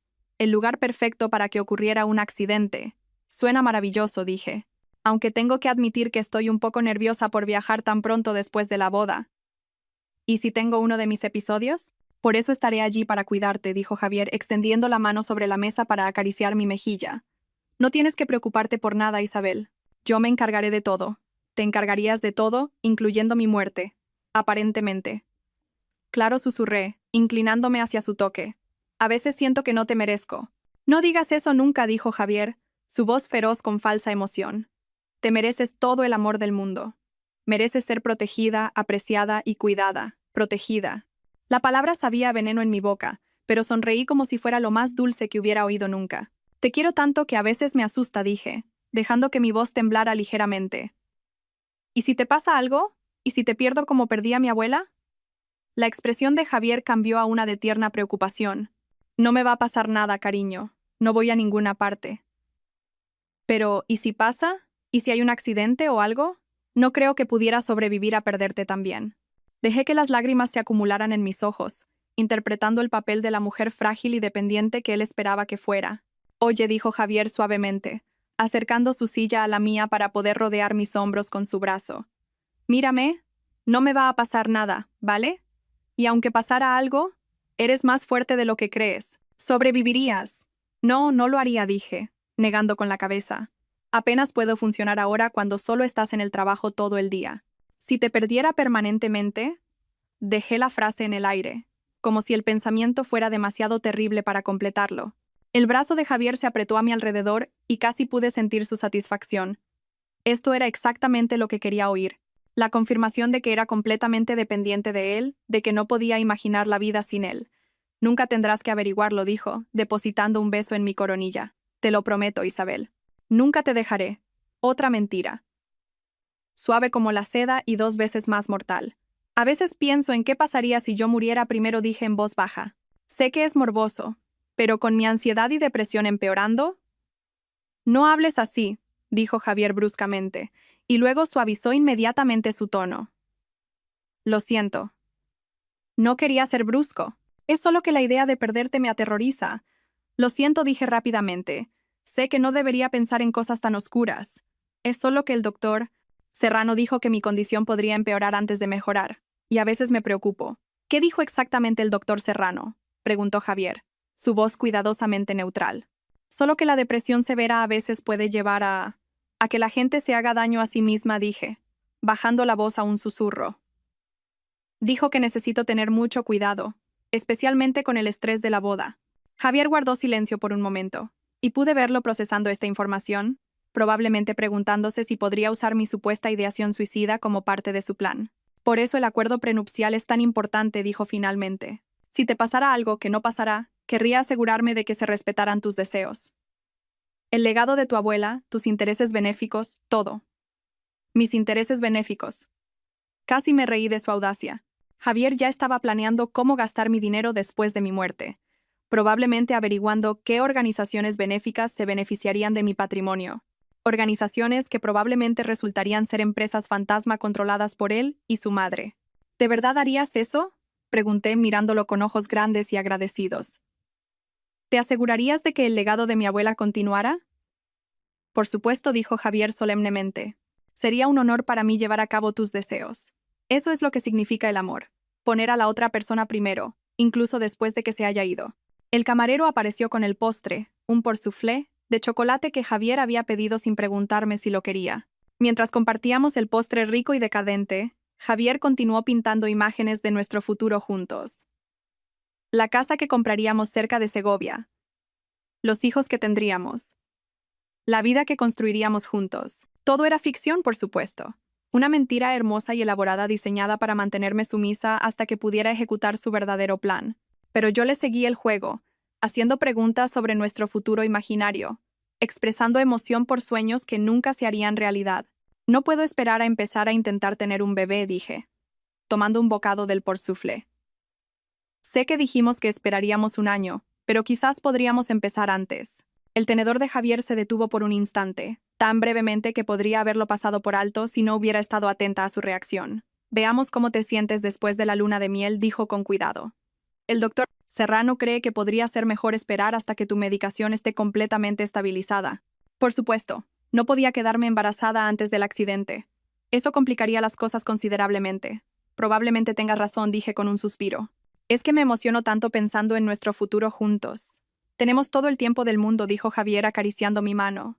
No hay necesidad de apresurar nada. Todo el tiempo del mundo. Si supiera el poco tiempo que en realidad le quedaba. Mientras salíamos del restaurante, el móvil de Javier vibró con un mensaje de texto. Lo miró rápidamente y capté un destello de irritación en sus facciones. ¿Todo bien?, pregunté. Solo trabajo, dijo, pero su mandíbula estaba tensa. Nada que no pueda esperar a mañana.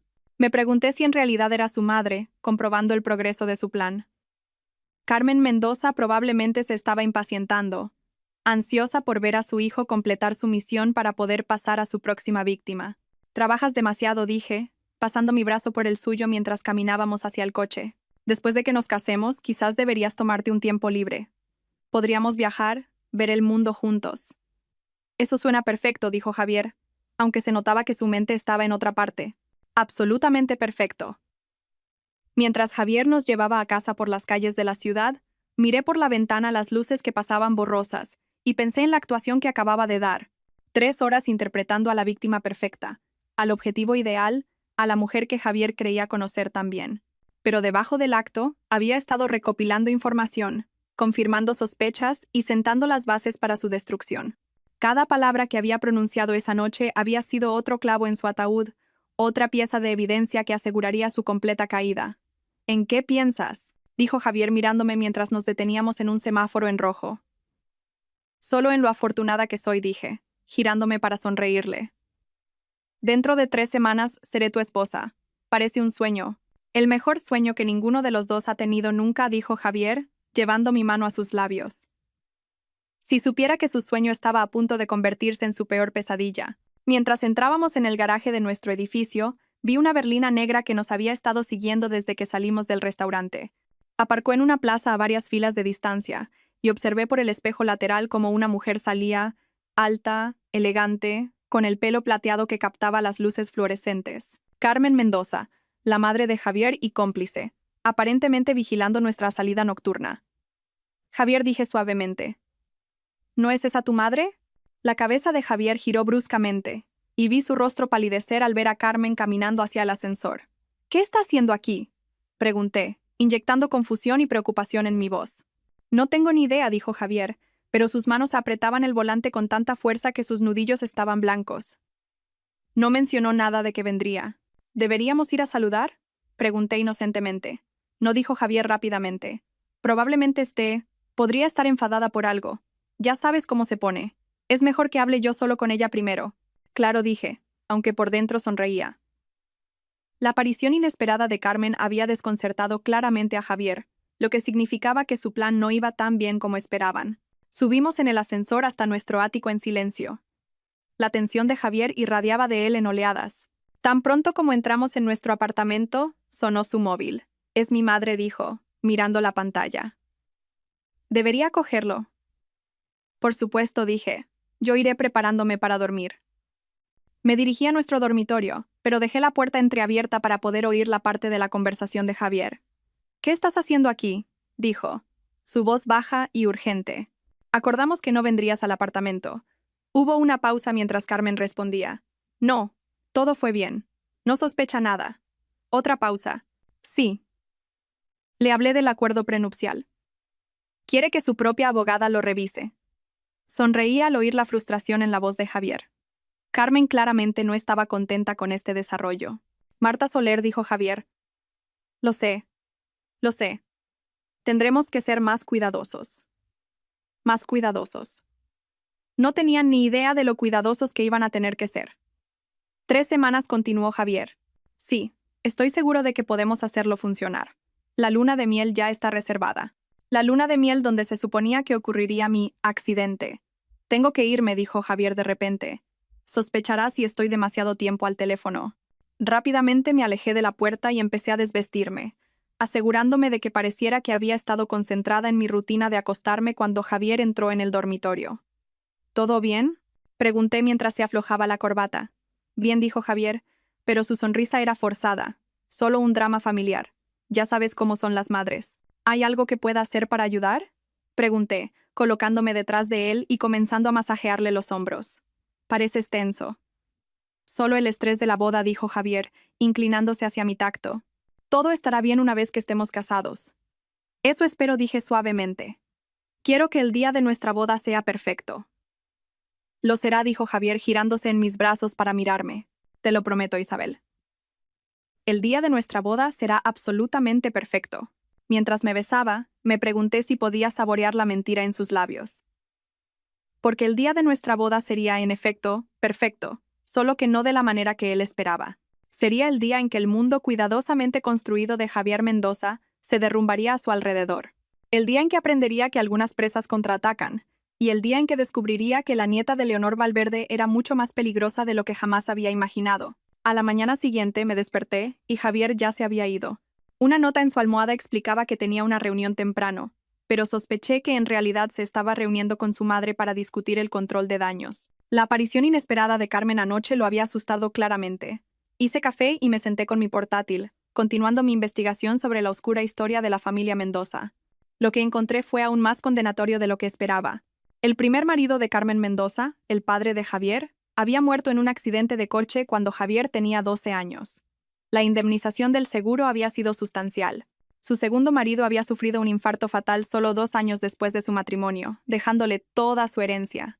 El tercero se había ahogado durante su luna de miel en las Islas Canarias. Un nadador experimentado que de alguna manera quedó atrapado en una corriente de resaca mientras su nueva esposa estaba convenientemente en el hotel con una migraña.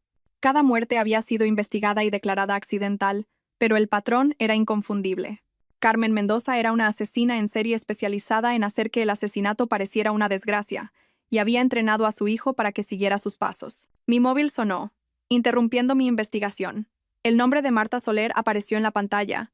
Buenos días, Isabel. Tengo información interesante para ti. ¿Qué has encontrado? He estado investigando la consulta del doctor Serrano y es bastante revelador. Ha estado involucrado en al menos 6 casos similares al tuyo en la última década. En cada caso, un familiar le pagó para mantener a un paciente medicado y sumiso durante procedimientos legales, divorcios, disputas de herencias, ese tipo de cosas. 6 casos, repetí, sintiéndome mal. ¿A cuántas otras mujeres ha ayudado a destruir? Al menos 6 que puedo probar. Probablemente haya más. El hombre es un depredador que usa su licencia médica para facilitar el abuso. La voz de Marta era fría de disgusto. Pero aquí está la parte interesante. En 3 de esos casos, el paciente murió en circunstancias sospechosas después de que se completaran los procedimientos legales. La sangre se me heló. ¿Murieron como? Aparentes suicidios, en su mayoría. Una sobredosis, un ahogamiento, una caída desde un balcón, todos declarados accidentales o autoinfligidos. Pero el momento fue notablemente conveniente para los familiares que habían estado pagando al doctor Serrano. La madre de Javier dije. Ha hecho esto antes. Esa es mi sospecha. Creo que Carmen Mendoza ha estado llevando a cabo esta estafa durante años, usando a su hijo como testaferro y al doctor Serrano como facilitador médico. Se dirigen a mujeres ricas, las aíslan, las llevan al borde del colapso mental y luego las eliminan una vez que han obtenido acceso a sus activos. Y se suponía que yo era su próxima víctima. Se suponía que lo eras, corrigió Marta. Pero ya no eres una víctima, ¿verdad? No dije, sintiendo esa fría determinación a sentarse sobre mí de nuevo. No lo soy. Bien, porque tengo un plan, y va a requerir que seas muy valiente y muy cuidadosa. ¿Estás lista para escucharlo? Escuché mientras Marta delineaba su estrategia. Era elegante en su simplicidad y devastadora en su minuciosidad. Para cuando terminó de explicar, estaba sonriendo por primera vez en días. ¿Cuándo empezamos?, pregunté. Hoy. Pero primero necesitas ir a tu cita con el doctor Serrano e interpretar tu papel a la perfección. ¿Puedes hacer eso? Puedo hacerlo, dije. De hecho, estoy deseando que llegue. 2 horas más tarde, estaba de vuelta en la consulta del doctor Serrano, sentada en la misma silla donde había sido sistemáticamente torturada psicológicamente durante 2 años. Pero esta vez, llevaba un micrófono oculto. ¿Cómo te sientes hoy, Isabel?, preguntó el doctor Serrano, su voz cálida con falsa preocupación. Mucho mejor, dije, acomodándome en la silla. La nueva medicación que me recetaste ya está ayudando. El alivio del doctor Serrano fue palpable. Me alegro mucho de oír eso. ¿Y cómo van las cosas con Javier? ¿Algún estrés por la boda? De hecho, de eso quería hablarte, dije, inclinándome hacia adelante de forma conspiradora. Javier me dijo algo anoche que me tiene un poco preocupada. El bolígrafo del doctor Serrano se detuvo sobre su bloc de notas. ¿Qué tipo de algo? Dijo que has estado hablando con él sobre mi estado, dándole actualizaciones sobre mi progreso. Dejé que la confusión se colara en mi voz. Pensé que la confidencialidad médico-paciente significaba que no podías discutir mi tratamiento con nadie más. Bueno, dijo el doctor Serrano con cuidado, Javier es tu prometido. Está muy preocupado por tu bienestar, y sentí que era importante mantenerlo informado para que pudiera proporcionar el apoyo adecuado. ¿Pero no es eso ilegal?, pregunté ladeando la cabeza inocentemente. Quiero decir, nunca firmé nada que te diera permiso para discutir mi información médica con Javier. El doctor Serrano estaba sudando ahora, pequeñas gotas de transpiración formándose en su frente. Es una zona gris, dijo. Dado tu estado mental y el papel de Javier como tu cuidador principal. ¿Cuidador principal? Interrumpí. Pero no estoy incapacitada. Puedo tomar mis propias decisiones médicas. Por supuesto que puedes, dijo el doctor Serrano rápidamente. Simplemente quise decir que Javier ha estado muy involucrado en tu cuidado.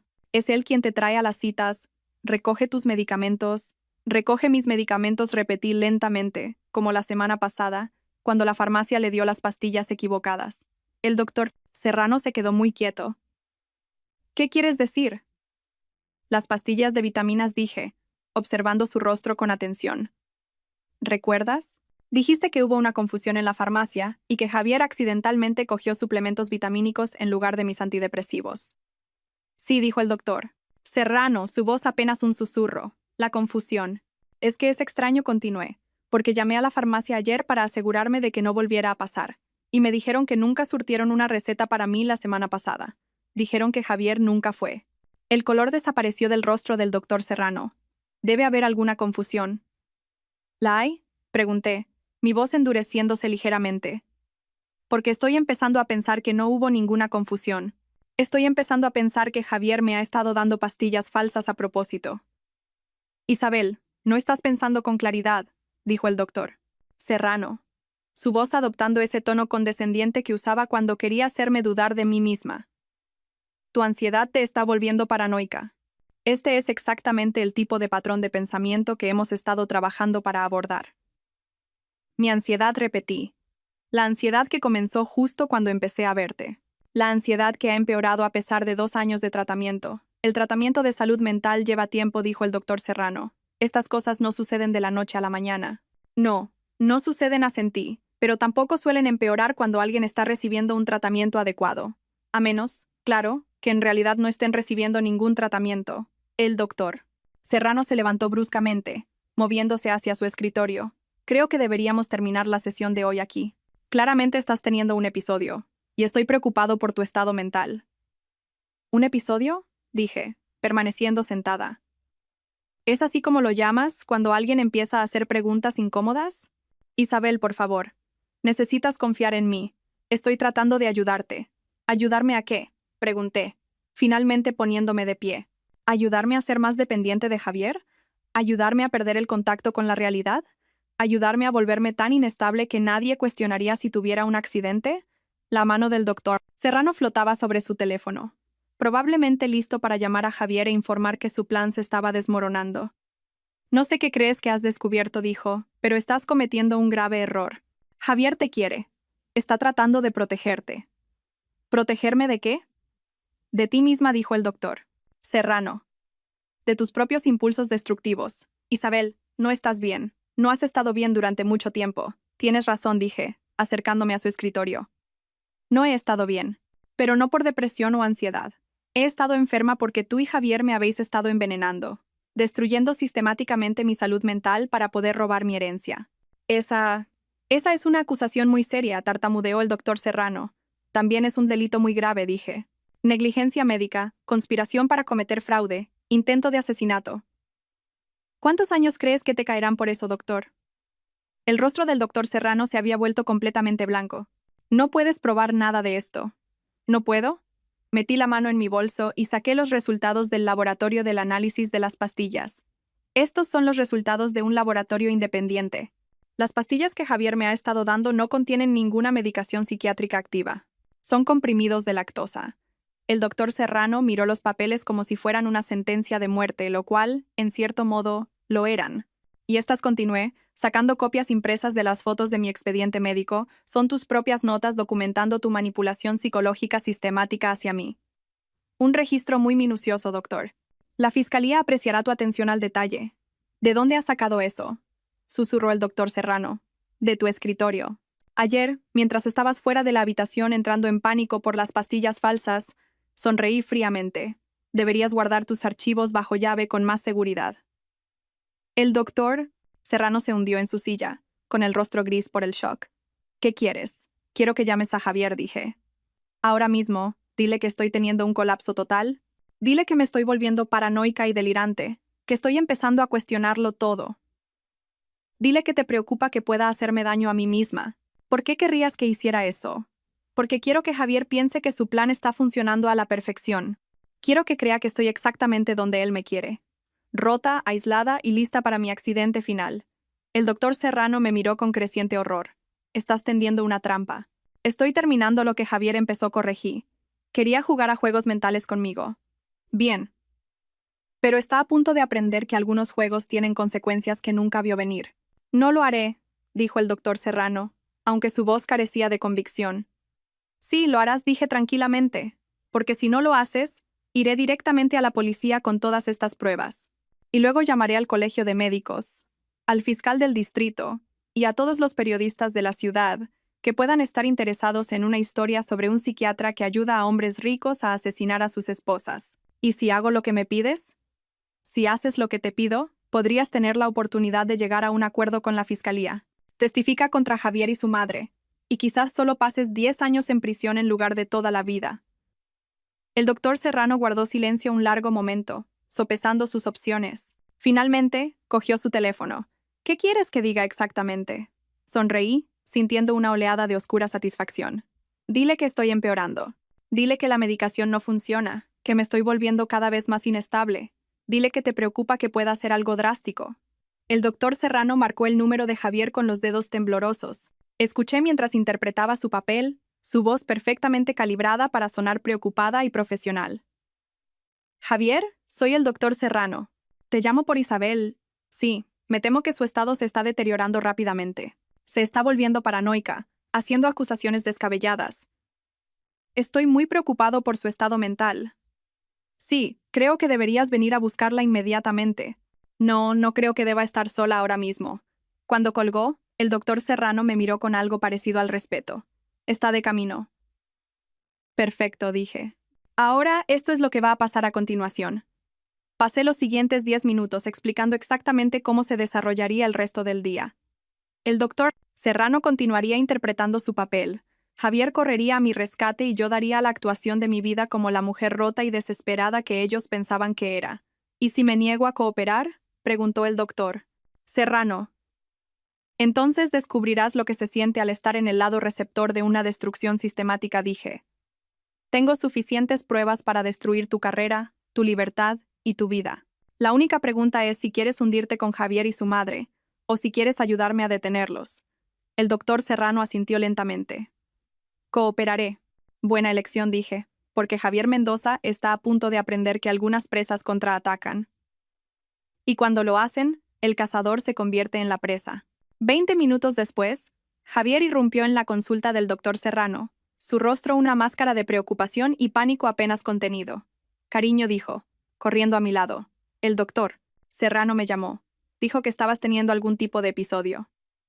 Lo miré con ojos grandes y asustados, dejando que las lágrimas corrieran por mi rostro. Javier, tengo tanto miedo. Creo que alguien está intentando hacerme daño. ¿Qué quieres decir?, preguntó Javier, arrodillándose junto a mi silla y tomando mis manos entre las suyas. Las pastillas, susurré. Creo que alguien me ha cambiado las pastillas. El doctor Serrano, creo que me ha estado mintiendo.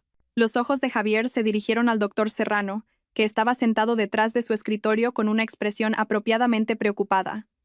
Ha estado haciendo acusaciones paranoicas, dijo el doctor Serrano, afirmando que su medicación ha sido manipulada, que he estado conspirando contra ella. Estoy muy preocupado por su estado mental. No es paranoia si es verdad, dije, mi voz elevándose con aparente histeria. Alguien me ha estado haciendo por gaslighting, haciéndome pensar que estoy loca. Pero no estoy loca, Javier. No lo estoy. Claro que no estás loca, dijo Javier de forma tranquilizadora, aunque pude ver la satisfacción en sus ojos. Esto era exactamente lo que quería oír. La confirmación de que estaba perdiendo el control de la realidad. ¿Pero y si lo estoy?, pregunté, agarrando su camisa desesperadamente. ¿Y si realmente estoy perdiendo la cabeza? ¿Y si ya no puedo confiar en mis propios pensamientos? Oye, mírame, dijo Javier, ahuecando mi cara entre sus manos. No estás perdiendo la cabeza, solo estás enferma, y vamos a hacer que te mejores. Te lo prometo. ¿Pero y si no puedes?, susurré. ¿Y si empeoro tanto que hago algo terrible? Los ojos de Javier se agudizaron con interés. ¿Qué tipo de algo terrible? No lo sé, dije, sacudiendo la cabeza frenéticamente. A veces tengo estos pensamientos oscuros sobre hacerme daño. ¿Y si ya no puedo controlarlos? Eso no va a pasar, dijo Javier con firmeza. No dejaré que pase. Voy a cuidar de ti. Pero ¿y si no puedes vigilarme todo el tiempo? Pregunté. ¿Y si tengo un episodio cuando no estás? ¿Y si yo? Dejé la frase en el aire, como si el pensamiento fuera demasiado terrible para completarlo. Javier y el doctor Serrano intercambiaron una mirada significativa, y supe que ambos estaban pensando lo mismo, que mi supuesta ideación suicida haría que mi eventual accidente fuera mucho más creíble. Creo, dijo el doctor Serrano con cuidado, que Isabel podría beneficiarse de un enfoque de tratamiento más intensivo, quizás un centro residencial donde pueda ser monitoreada las 24 horas. No, dije rápidamente, con el pánico inundando mi voz. No, por favor, no quiero que me encierren, solo quiero ir a casa con Javier. Claro que puedes venir a casa conmigo, dijo Javier, acariciando mi pelo. Yo cuidaré de ti. Me aseguraré de que estés a salvo. ¿Lo prometes? Pregunté, mirándolo con una confianza desesperada. Lo prometo, dijo Javier. Nunca dejaré que te pase nada. Otra mentira, pronunciada con perfecta sinceridad, pero esta vez yo era la que ponía la trampa. Mientras Javier me ayudaba a salir de la consulta del doctor Serrano, crucé la mirada con el doctor una última vez. Parecía aterrorizado, que era exactamente como debía parecer, porque su papel en este retorcido juego estaba lejos de terminar. En el coche, Javier fue solícito y atento, preguntándome cómo me sentía, si necesitaba algo, si quería parar a comer. El prometido preocupado perfecto, interpretando su papel a la perfección. Siento haberte asustado, dije en voz baja. Sé que he estado actuando de forma extraña últimamente. No tienes que disculparte, dijo Javier. No puedes evitar estar enferma. Pero, ¿y si no mejoro? Pregunté. ¿Y si la medicación no funciona? ¿Y si sigo empeorando ¿Hasta qué? Hasta que haga algo de lo que ambos nos arrepintamos, susurré. Javier extendió la mano y apretó la mía. Eso no va a pasar. No lo permitiré. Eres tan bueno conmigo, dije. No te merezco. Sí que me mereces, dijo Javier. Te mereces todo el amor del mundo. Mientras conducíamos a casa por las calles de la ciudad, miré por la ventana y pensé en lo perfectamente que todo estaba encajando. Javier pensaba que estaba ganando, que su plan avanzaba exactamente como había esperado. No tenía ni idea de que cada palabra que había pronunciado, cada gesto que había hecho, había sido grabado y documentado. El micrófono que llevaba había capturado todo. Su satisfacción ante mi aparente colapso, su entusiasmo por discutir mis pensamientos suicidas, sus promesas de cuidar de mí, combinado con la nota de voz de hacía 2 noches y todas las demás pruebas que Marta y yo habíamos reunido, sería más que suficiente para destruirlo por completo. Pero aún no había terminado. Javier quería jugar a largo plazo. Bien. Le daría exactamente lo que creía que quería, hasta el momento en que revelara que el juego había cambiado y que él ya no era el que tenía el control. 3 semanas hasta nuestra boda. 3 semanas para que Javier cavara su propia tumba aún más profundamente. Y luego, en lo que se suponía que sería el día más feliz de mi vida, Javier Mendoza aprendería lo que se siente al ver cómo todo su mundo se derrumba a su alrededor. El cazador estaba a punto de convertirse en la presa, y yo iba a disfrutar cada momento de su destrucción. Las 2 semanas siguientes transcurrieron en una danza de engaño cuidadosamente orquestada. Interpreté mi papel a la perfección. La prometida cada vez más inestable, cuya salud mental se deterioraba rápidamente a medida que se acercaba nuestra boda. Javier, mientras tanto, intensificó su manipulación, volviéndose más controlador y posesivo con cada día que pasaba. Insistía en acompañarme a todas partes, alegando que estaba preocupado por mis episodios. Se hizo cargo de toda la planificación de la boda, tomando decisiones sin consultarme, y luego actuando dolido cuando parecía confundida o molesta por los cambios. Incluso me convenció para que le diera un poder notarial, por si acaso pasaba algo durante uno de mis supuestos colapsos. Por supuesto, Marta había preparado documentos falsos que no le daban a Javier absolutamente nada, mientras que parecían dárselo todo, pero Javier no lo sabía. En lo que a él respectaba, ahora tenía el control legal completo sobre mi vida y mis finanzas. Odio que tengamos que hacer esto, dijo mientras yo firmaba los papeles fraudulentos, su voz cargada de falso pesar, pero el doctor Serrano cree que es importante tener salvaguardias. Lo entiendo, dije, mi mano temblando mientras escribía mi nombre. Solo intentas protegerme. Siempre, dijo Javier besando mi coronilla. Siempre te protegeré. La ironía era tan espesa que podía saborearla. Mientras tanto, Marta había estado ocupada construyendo nuestro caso. Se había puesto en contacto con las familias de las víctimas anteriores de Carmen Mendoza, reuniendo pruebas del patrón de manipulación y asesinato que se había prolongado durante décadas. También había estado trabajando con investigadores federales que estaban muy interesados en lo que parecía ser una conspiración interestatal que involucraba fraude médico y múltiples homicidios. Tenemos pruebas suficientes para encerrar tanto a Javier como a su madre de por vida, me dijo Marta durante una de nuestras reuniones secretas. Pero quiero pillarlos en el acto. Quiero que se incriminen a sí mismos tan a fondo que no haya posibilidad de escape. ¿Cómo hacemos eso?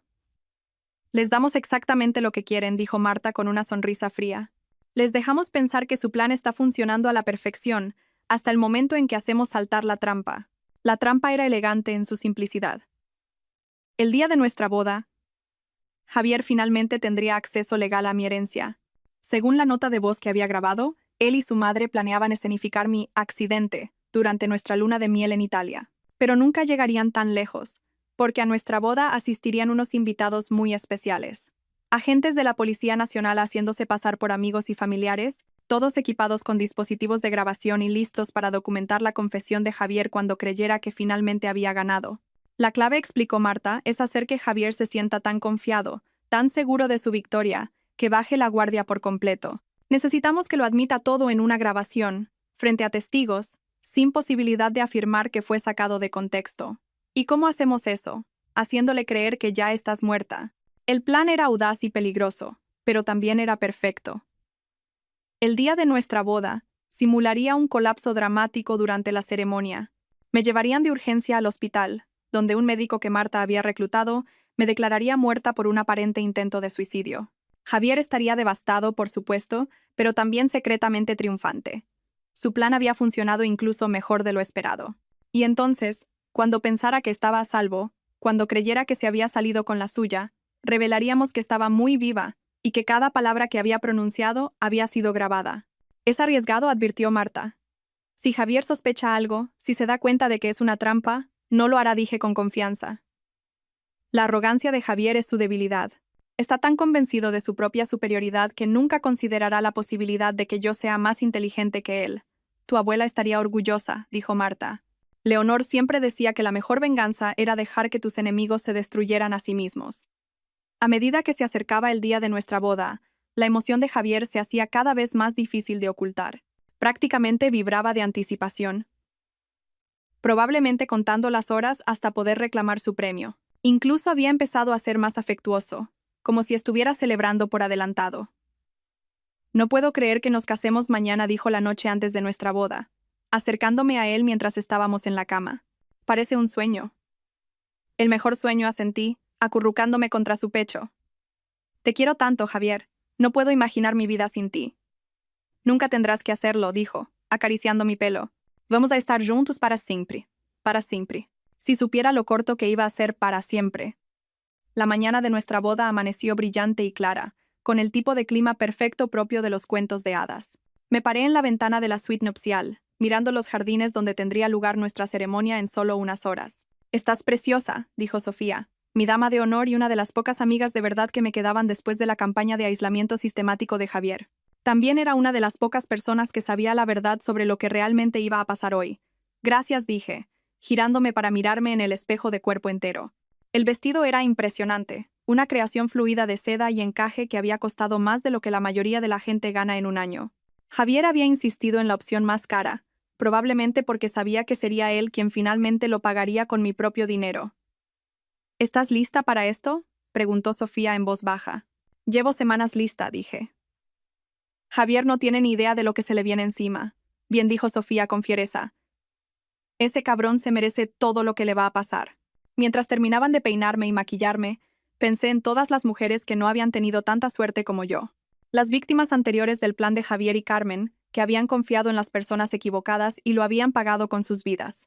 Hoy no se trataba solo de mi venganza, se trataba de justicia para todas ellas. Es la hora, anunció la organizadora de la boda, apareciendo en el umbral con una sonrisa brillante. El novio está esperando. Respiré hondo y cogí mi ramo, rosas blancas y paniculata, elegidas por Javier sin ninguna aportación por mi parte. En unas horas, esas mismas flores estarían en mi supuesto lecho de muerte. La ceremonia se celebraba en el jardín de un exclusivo club de campo, con unos 100 invitados. La mayoría eran amigos y colegas de Javier, personas que servirían como testigos de su actuación perfecta como el viudo afligido. Pero dispersos entre la multitud estaban los agentes de Marta, cuidadosamente colocados, grabando todo y esperando su señal. Mientras caminaba hacia el altar del brazo de mi tío, mi único familiar restante, vi a Carmen Mendoza sentada en la primera fila. Vestía un elegante azul marino, su pelo plateado perfectamente peinado, sus ojos fríos observándome con lo que parecía satisfacción. Pensaba que estaba viendo a un cordero caminar hacia el matadero. No tenía ni idea de que estaba viendo a un depredador acechar a su presa. Javier estaba de pie en el altar, devastadoramente guapo con su esmoquín negro, su rostro radiante con lo que cualquiera interpretaría como amor y alegría. Pero yo podía ver el cálculo detrás de sus ojos, la emoción apenas contenida de un hombre que creía que estaba a punto de reclamar el premio final. «Estás increíble», susurró cuando llegué a su lado. «Gracias», susurré de vuelta. «No puedo esperar a ser tu esposa». La ceremonia comenzó con toda la pompa y circunstancia tradicional. El oficiante habló de amor y compromiso, del vínculo sagrado del matrimonio, de dos almas que se convierten en una. La ironía era casi insoportable. Estábamos rodeados de símbolos de amor eterno, mientras Javier planeaba mi asesinato. Javier Mendoza, aceptas a Isabel Valverde como tu legítima esposa, para tenerla y cuidarla, en la salud y en la enfermedad, en la riqueza y en la pobreza, hasta que la muerte os separe? Sí, quiero, dijo Javier, su voz fuerte y clara. Hasta que la muerte nos separe, que en su mente sería muy pronto. Isabel Valverde, aceptas a Javier Mendoza como tu legítimo esposo, para tenerlo y cuidarlo, en la salud y en la enfermedad, en la riqueza y en la pobreza, hasta que la muerte os separe? Este era el momento. El momento que había estado construyendo durante semanas. Abrí la boca para decir, sí, quiero, pero en su lugar, dejé escapar un pequeño jadeo y me llevé la mano al pecho. Empecé, y luego me tambaleé ligeramente. Isabel, preguntó Javier, con la preocupación parpadeando en su rostro. ¿Estás bien? Me siento... Jadeé de nuevo, esta vez más dramáticamente. No puedo respirar. Dejé caer el ramo de mis manos mientras retrocedía tambaleándome, con los ojos muy abiertos por un pánico aparente. Los invitados comenzaron a murmurar con preocupación y oí a alguien pedir un médico. Algo va mal, susurré lo suficientemente alto como para que las primeras filas lo oyeran. Javier, creo que me he tomado demasiadas pastillas esta mañana. El rostro de Javier se puso blanco, pero no de preocupación, sino de pánico. Porque si moría aquí, delante de todos estos testigos, antes de que estuviéramos legalmente casados, no obtendría nada. ¿Qué pastillas?, preguntó con urgencia, agarrándome los brazos para estudiarme. Las que me dio el doctor Serrano, dije, mi voz debilitándose, para mi ansiedad. Pero estaba tan nerviosa por la boda, me tomé de más. ¿Cuántas?, exigió Javier, su máscara de preocupación deslizándose ligeramente. No me acuerdo, susurré, y luego me desplomé de rodillas en los escalones del altar. El jardín estalló en caos. Los invitados gritaban, alguien llamaba al 112, y Javier estaba arrodillado a mi lado, su rostro una máscara de angustia que no llegaba del todo a sus ojos. «Quédate conmigo», Isabel dijo en voz alta para beneficio de la multitud. «No me dejes. Se supone que nos casamos hoy». «Lo siento», jadeé, agarrando su mano. «Lo siento tanto, Javier. Te quiero mucho». «Yo también te quiero», dijo, pero pude ver que estaba calculando, tratando de averiguar cómo salvar su plan. Los sanitarios llegaron en cuestión de minutos. En realidad, agentes de la Policía Nacional disfrazados, pero nadie más lo sabía. Me subieron a una camilla mientras Javier me sostenía la mano, interpretando el papel del novio devastado a la perfección. «Voy con vosotros», anunció, subiendo a la ambulancia. «Señor, necesitamos espacio para trabajar», dijo uno de los falsos sanitarios. «No la voy a dejar», dijo Javier con firmeza. «Es mi mujer. Todavía no estamos casados», susurré débilmente. «La ceremonia... no la terminamos». «La terminaremos», dijo Javier, apretando mi mano. «Tan pronto como estés mejor, terminaremos la ceremonia. Te lo prometo». Pero pude ver en sus ojos que ya estaba planeando algo completamente diferente.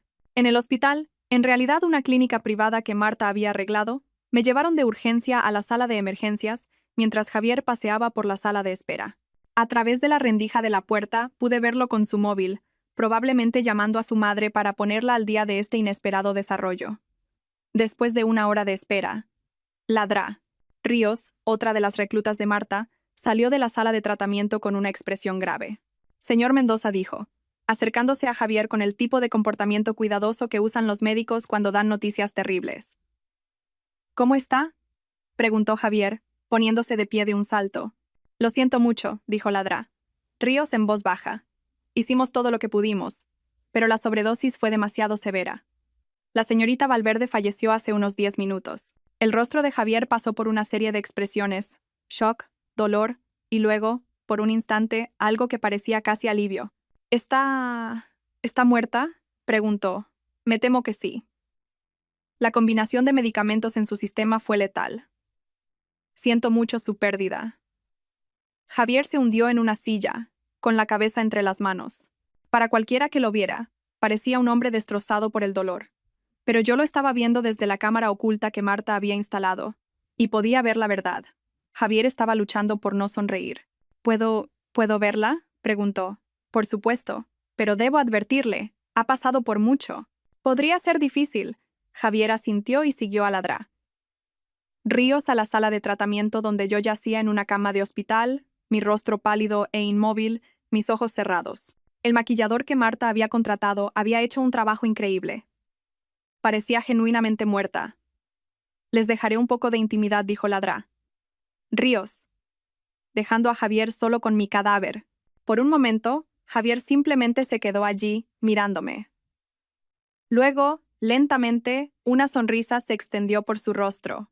Estúpida chica confiada, susurró, su voz llena de desprecio. Has hecho esto mucho más fácil de lo que esperaba.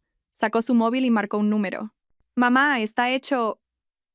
No como lo planeamos, pero está hecho. Tuvo una sobredosis en la boda. Sí. Está muerta. Lo sé, pero esto podría ser incluso mejor. Sin sospechas, sin investigación. ¿Qué? No, aún no estábamos legalmente casados. Pero tengo el poder notarial. Sí, todavía puedo acceder a todo. Permanecí perfectamente quieta, apenas respirando, mientras Javier continuaba su conversación con su madre. Cada palabra estaba siendo grabada por los dispositivos ocultos por toda la habitación. El funeral será en unos días, continuó Javier. Interpretaré al prometido afligido, quizás incluso de un conmovedor discurso sobre cuánto la quería. Luego podemos empezar a liquidar sus activos. ¿Qué? Claro que estoy seguro de que está muerta. La estoy mirando ahora mismo. Javier terminó la llamada y se acercó a mi cama. Por un momento aterrador, pensé que podría comprobar mi pulso o intentar verificar que realmente estaba muerta. En cambio, se inclinó y me susurró al oído. Gracias, Isabel. Gracias por ser exactamente tan débil y patética como pensaba que eras. El dinero de tu abuela me va a comprar una vida muy agradable. Fue entonces cuando abrí los ojos. Javier retrocedió de un salto, su rostro poniéndose blanco de shock. ¿Qué? ¿Cómo? Hola, Javier, dije, sentándome en la cama del hospital. Sorpresa. Pero tú, estás muerta. La doctora dijo.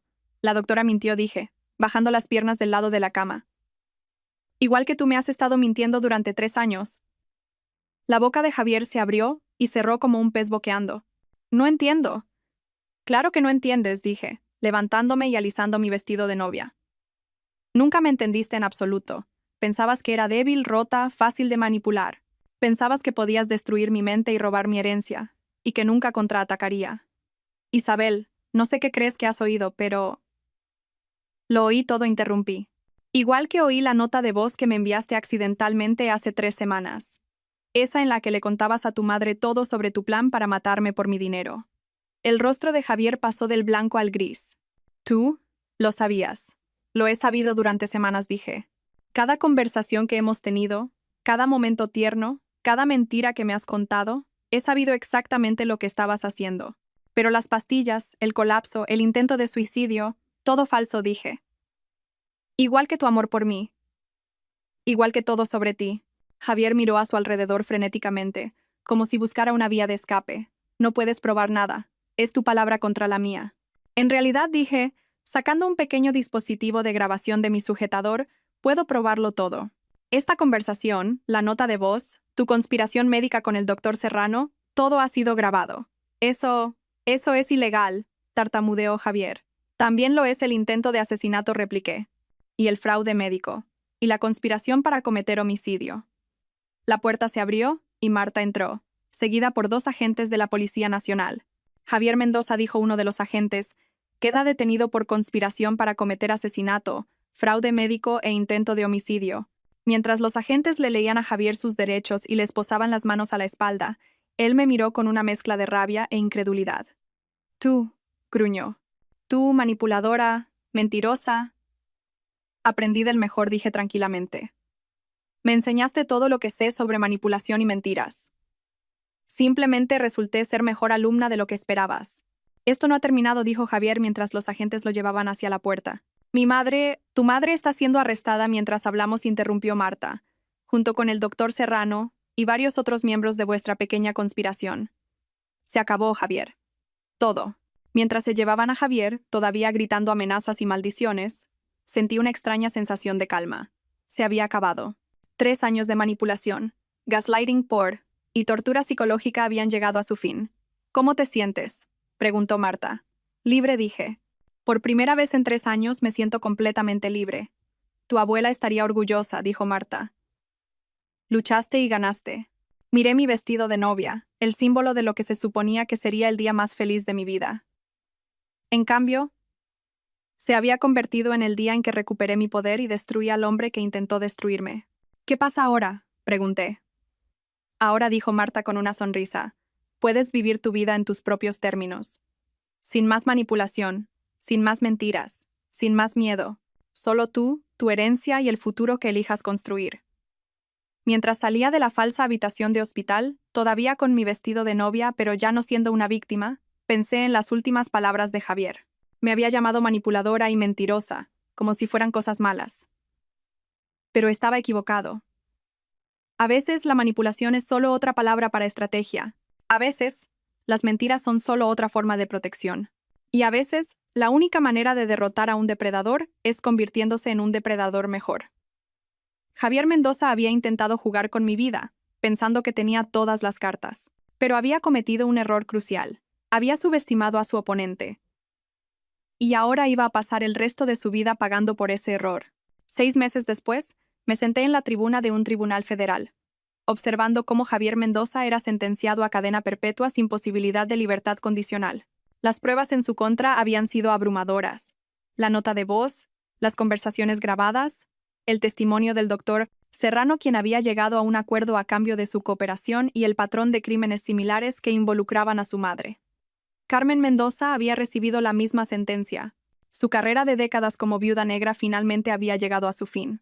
Al doctor Serrano le cayeron 15 años por su papel en la conspiración, y varios otros cómplices se enfrentaban a diversas acusaciones. Javier parecía mayor de sus 35 años mientras estaba de pie ante el juez, su rostro una vez apuesto, ahora demacrado y hueco. Cuando se leyó la sentencia, se giró para escanear la tribuna, sus ojos encontrando los míos a través de la concurrida sala del tribunal. Por un momento, nos miramos, el depredador y la presa que había invertido los papeles. Luego, el rostro de Javier se torció de rabia y articuló una sola palabra: puta. Sonreí y articulé de vuelta: ganadora. Mientras los alguaciles se llevaban a Javier esposado, sentí que la pieza final de mi sanación encajaba en su lugar. El hombre que había intentado destruirme se había ido para siempre, y yo era libre de construir la vida que eligiera. Fuera del juzgado, Marta me esperaba con una botella de cava. ¿Cómo te sientes?, preguntó mientras caminábamos hacia su coche. Como si se hubiera hecho justicia, dije. Por fin. Tu abuela estaría muy orgullosa, dijo Marta. Leonor siempre decía que las mujeres Valverde éramos supervivientes, que no solo aguantábamos, sino que conquistábamos. Tenía razón, dije, pensando en la fundación que había creado con mi herencia, una organización dedicada a ayudar a víctimas de abuso doméstico y manipulación psicológica. Javier pensó que estaba destruyendo a una mujer débil. En cambio, creó a alguien mucho más fuerte. ¿Qué es lo próximo para ti?, preguntó Marta. Miré hacia el cielo azul y despejado, sintiendo el calor del sol en mi rostro.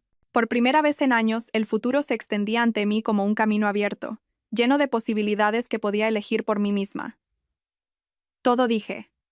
Absolutamente todo. Mientras nos alejábamos del juzgado, pensé en la mujer que había sido hacía 3 años. Ingenua, confiada, desesperada por ser amada. Esa mujer había desaparecido, reemplazada por alguien más dura, más inteligente e infinitamente más peligrosa para aquellos que pudieran intentar aprovecharse de ella.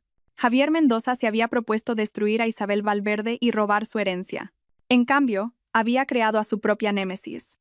Una mujer que entendía que a veces la única manera de sobrevivir en un mundo lleno de depredadores era convirtiéndose en el depredador alfa.